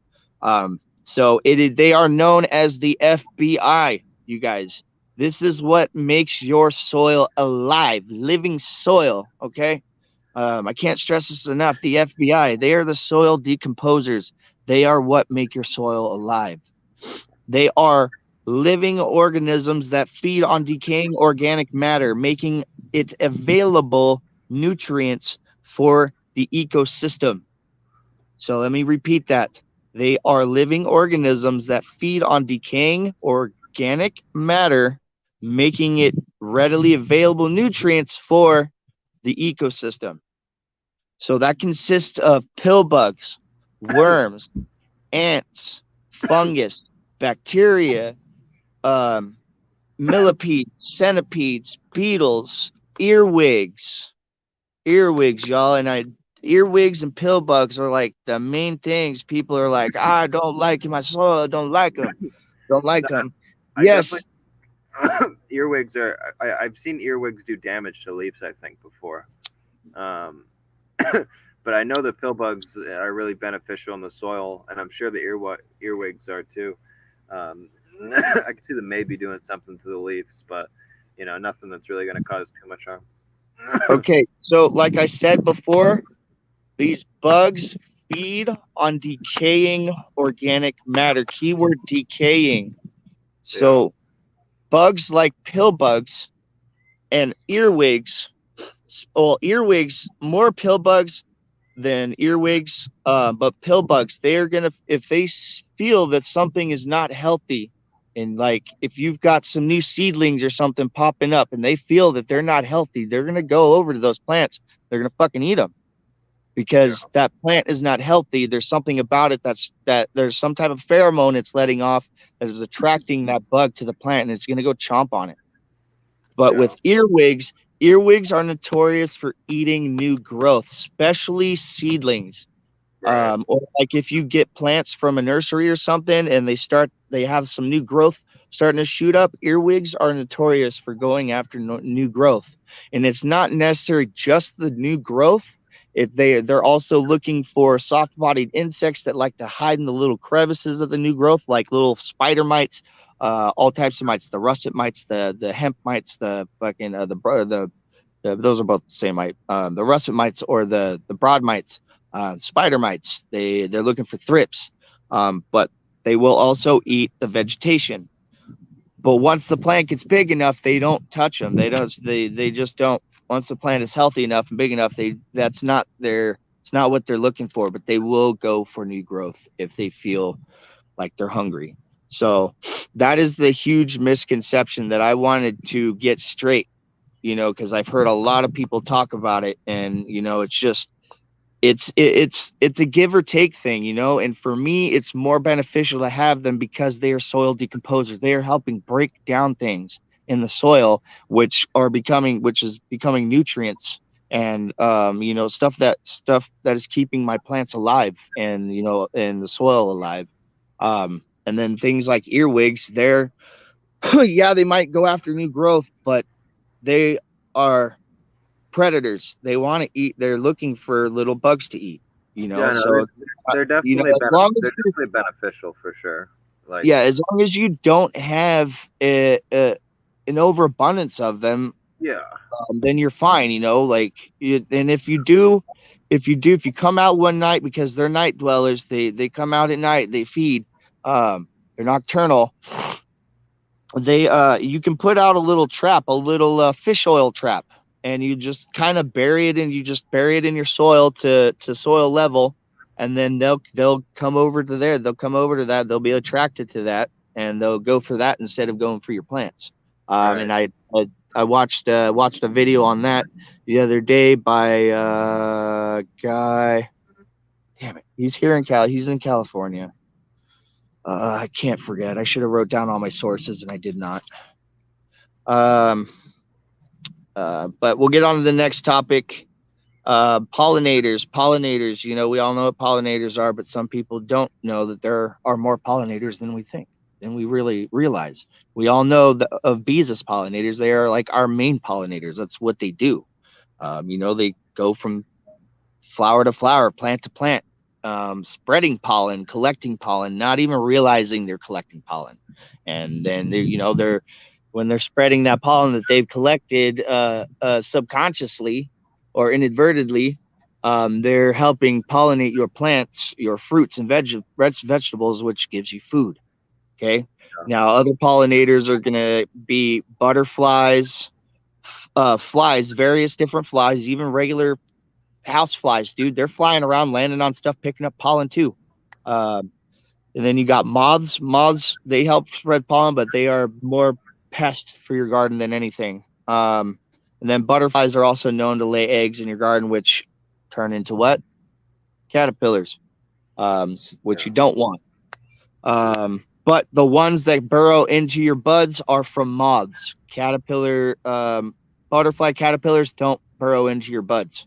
So keep that in mind. It comes the hornworm caterpillar and the budworm come from moths. Okay. Specifically. Then you have like flying foxes. You have animals like flying foxes. They fly from tree and from tree to tree, plant to plant, eating fruit. What do you mean? Yeah. Oh, okay. Yeah, bats too. Bats are known for being pollinators too, because they live in trees. Huh? It's a flying fox. Yeah. What? I said, what is a flying fox? I think it's a. I want to say it's what the fuck is that thing called? A sugar glider, but I don't think it is. I think it's completely different animal. But it's the same thing. They're tree dwellers. They like to go from tree to tree. They eat fruit. They eat fruit and stuff. And as they're rubbing up against those flowers, that's collecting on their fur and stuff, and they move from tree to tree and they help pollinate, different fruits and trees and stuff. Same with like fruit bats and different kind of tree dwelling bats. They do the same thing. Just like with like pine trees, like you'll find bats on pine trees, tons of pollen in pine trees, and then those bats, they fly to another pine tree and they pollinate that other pine tree. Then you have other animals like possums and geckos, which run around all over, and possums climb trees and stuff like that. Then you have beetles, hummingbirds, which fly from tree to tree, flower to flower, collecting pollen inadvertently and feeding on nectar. Then you have wasps and birds, do the same thing. Like I said, bats, specifically fruit. And then you have animals like lemurs, and then also, surprisingly enough, which was shocking the other day when I learned about it, thrips. Thrips are known to be pollinators because they move around on all of your plants. All of them. They like to hang out in the flowers. They like to hang out all over the plants. They crawl, they get around. They are known to be pollinators. With that said, there are other bugs that could be they're potential pollinators, because they're walking around on these flowers, collecting pollen inadvertently, and then spreading it across your garden and across the land and so on and so forth. Right. And spreading pollen. So that's my little excerpt or whatever on the FBI and pollinators. Oh, okay. Oh yeah.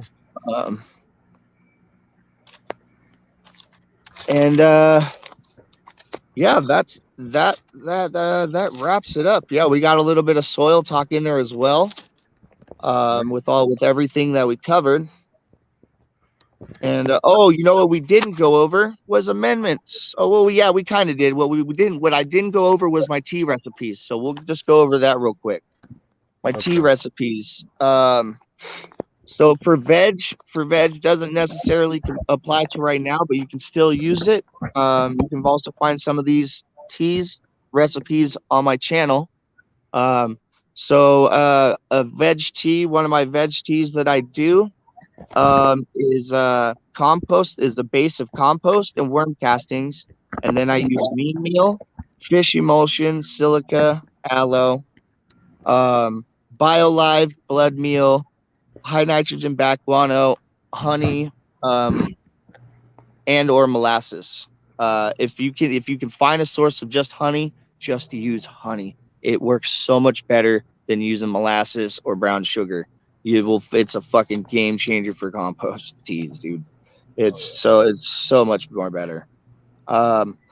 It's packed with so much stuff. And then my another tea is a flower tea, which is a base of compost and worm castings, fish emulsion, silica, high phosphorus back guano, BioLive, neem meal, honey, and or molasses. Then you have your fungal dominant tea, which is just compost, worm castings, BioLive. I use the BioLive because it is high in different microbes, by that being fungus and bacteria. Neem meal and silica, just for a simple tea. If you just a simple tea. Seed sprout tea recipe consists of corn, barley, alfalfa for veg, and then for flour is corn, alfalfa, and mung bean. And then for a newt tea, now all of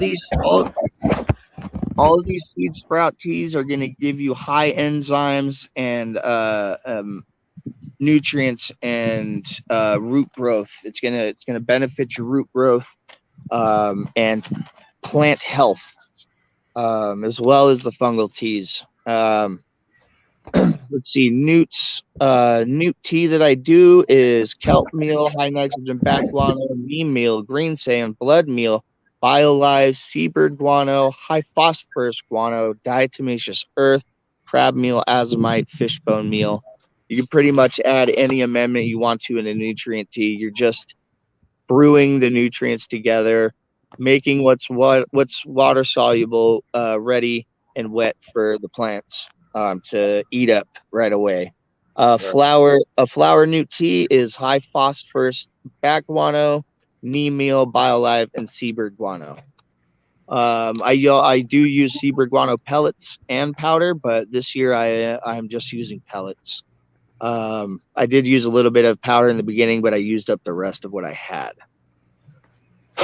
Another compost tea recipe, compost worm castings, molasses as the base, add BioLive, neem meal, silica.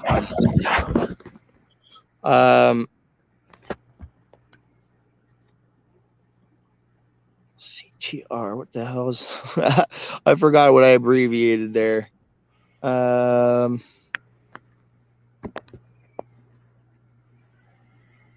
Compost tea recipe. Veg tea 2 is compost tea, worm castings, molasses as the base, BioLive, neem meal, silica, blood meal, high nitrogen back guano, honey as optional. A third veg tea, compost, worm castings, molasses, BioLive, neem meal, and silica as the base. Then add aloe, blood meal, high nitrogen back guano, honey optional, soluble seaweed, and kelp optional, and then worm leachate. Dang, you have your own worm farm going. Nice. Another veg tea or a seed sprout tea recipe. Veg tea is alfalfa and barley with added silica and aloe. That's just a simple one. Another recipe that I do for seed sprout tea is a veg tea, and its base is alfalfa, barley, and corn. And then I add aloe, silica, mycose, and azomite. And that's like a root booster tea, I like to call it. And then a simple flour seed sprout tea is alfalfa, mung bean, and corn. And then I add aloe and silica. Mung beans definitely contains a lot of phosphorus, right? Like you'll want to be using that on the seed sprout for the seed sprout fucking tea side. You want to be using that in flour. Yes. This is all those are for flour. That one, like I said, is a flour tea. So that one's right. Yeah, seed sprout recipe number 3 is a flour tea. That's really one of the only ones that like is for like the barley, the alfalfa, and the popcorn. Like those you can still use in flour, but they're more for like veg, right? Like the yeah. You're just keeping up with basically the nutrient levels and the soil, making sure you're not lacking anything. But you're also, like I said, with the seed sprouts, you're going for enzymes and other things too that the seed sprouts are putting out. But yeah, those are some of the recipes that I use. Y'all can follow them. I've perfected them and kind of made some new ones this year. Made actually not very many new ones this year. Just kind of added some stuff to old ones. But they all work. They're all going to be beneficial for plant life and the soil life in your soils. You know, they work great, and obviously, you know, proof is in the pudding, y'all. Yeah, Proof exactly. is in the pudding, and that's what it's all about, man. I wouldn't be trying to spread this information or share this Yeah, information if I didn't know what the fuck I was talking about, you know. And a it's lot like of it's regurgitated information, but that's, you know, with that said, that's, you know, I'm doing diligence and doing my research and keeping up on the stuff, you know. And you know, it's I'm feel blessed to be part of the community of growers and farmers, and you know, people that have viable information that's that a lot of people lack. That's something, you know, things that we should all know as a requirement in life. And that's, you know, to be able to be self-sufficient and know and have this knowledge and be able to apply it and, you know, grow your own nutritious, healthy fruits and vegetables and medicine. You know, yeah, um,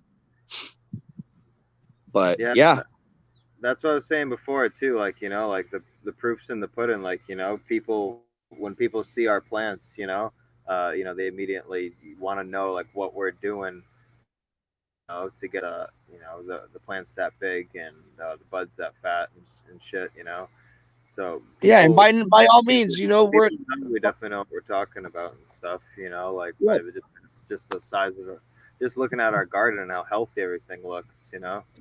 Uh, Mhm. And by all means, you know, don't just follow me. Go follow. I encourage people to go follow other people, man. There are other methods out there. There's always somebody coming up with something new, you know, and changing the game for everybody, you know. So don't just follow me. Don't just follow mass, you know, don't just follow one person. Follow everybody or lead with them, rather, you know. We're all trying to lead a movement, you know. yeah, that's how I kind of like, you know, have got this far with just like taking a little advice from everyone, you know, and just figuring out what my style is and how I want to do it. And but at the same time, you can only listen to, you know, you don't want to listen to like so many people, and because everyone has a different opinion and different style.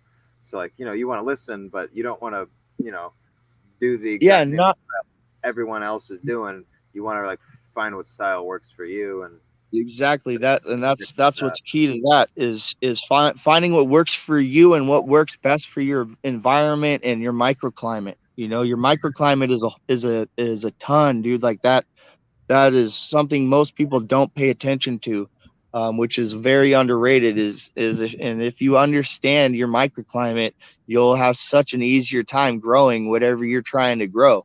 You know, because there's certain things that are harder to grow in different climates alone, but your microclimate you can control. You know, Yeah, and if you have that, if you understand it, then you're able to grow things that wouldn't necessarily grow without you having that understanding. They would have a tough time growing or not growing at all, you know. yeah, But then there's also certain fruits and vegetables that just won't grow in certain climates because oh yeah, it's not genetically acclimated to do that, you yeah, know. But if you pay attention to your microclimate, you should have no problem growing just about anything, especially here in Southern California. You can grow fucking almost anything, dude.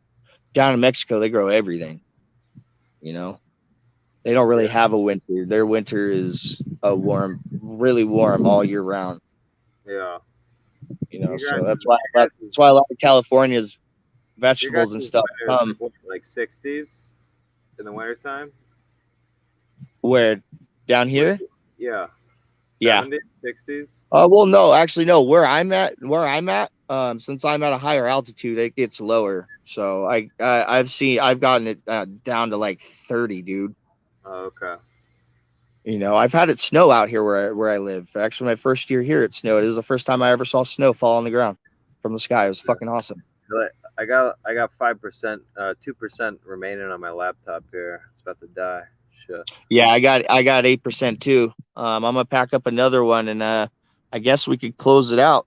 All right, yeah, I'll take one more hit with you here, and we'll close it out. Sounds good. Yeah, because it says I got 5 minutes left, so about to Yeah. die. Try and pack one up as quick as I can. But yeah, that was a good first episode. You know, we definitely covered a lot. I feel that it was really good. No, like I like how you really like studied everything, and you're going into detail. Like that's the type of stuff I like. I really like to go into detail with stuff and figure stuff Well, I don't out. want to jump up here with nothing to fucking say, dude. Yeah, It'd just be hella boring. You know, I want people to tune in and get and learn something. You know, I want people to get learned. Damn it, what happened to my fucking blunt roach, bro? It fucking dropped it somewhere. Balls.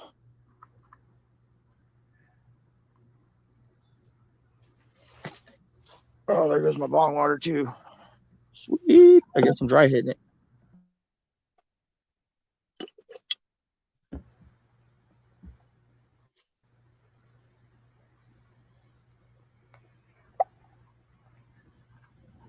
All right, y'all. Last bong load before we close out the show. Thanks for tuning in. Next show will hopefully be on our actual channel, the Lit G Podcast. Stands for Live in the Garden Podcast. Every episode will be live in the garden, whether it is grow season or not. okay. I promise you that. Even during winter, man, there's stuff to be grown, stuff to be sown. Oh yeah, oh yeah. Definitely make content in the winter. I have to do it on dry days, most definitely. But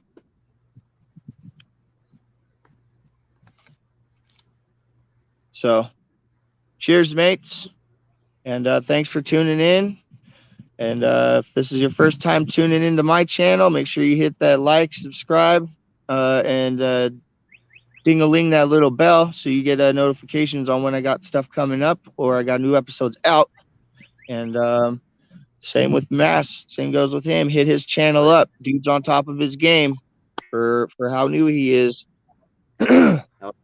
Yeah, hit up So DEANO'S, everyone. Fucking yeah, and then hit us up on our new channel, our new podcast channel. Like I said, hopefully our next episode will be on that channel.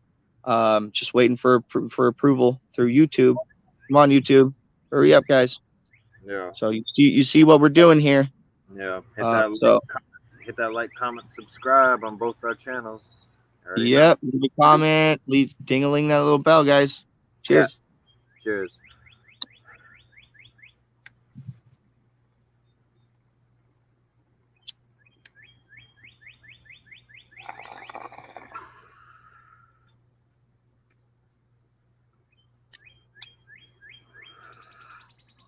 All right, yo. I'll talk to you. Laptop shut it out.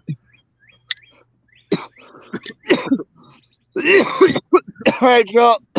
Have a good one. We outie like belly buttons. See y'all on the next one. And as always, grow kind, be kind. Flower to the people. Live free. Stay irie, y'all. Stay up. Don't stay up too late. Peace.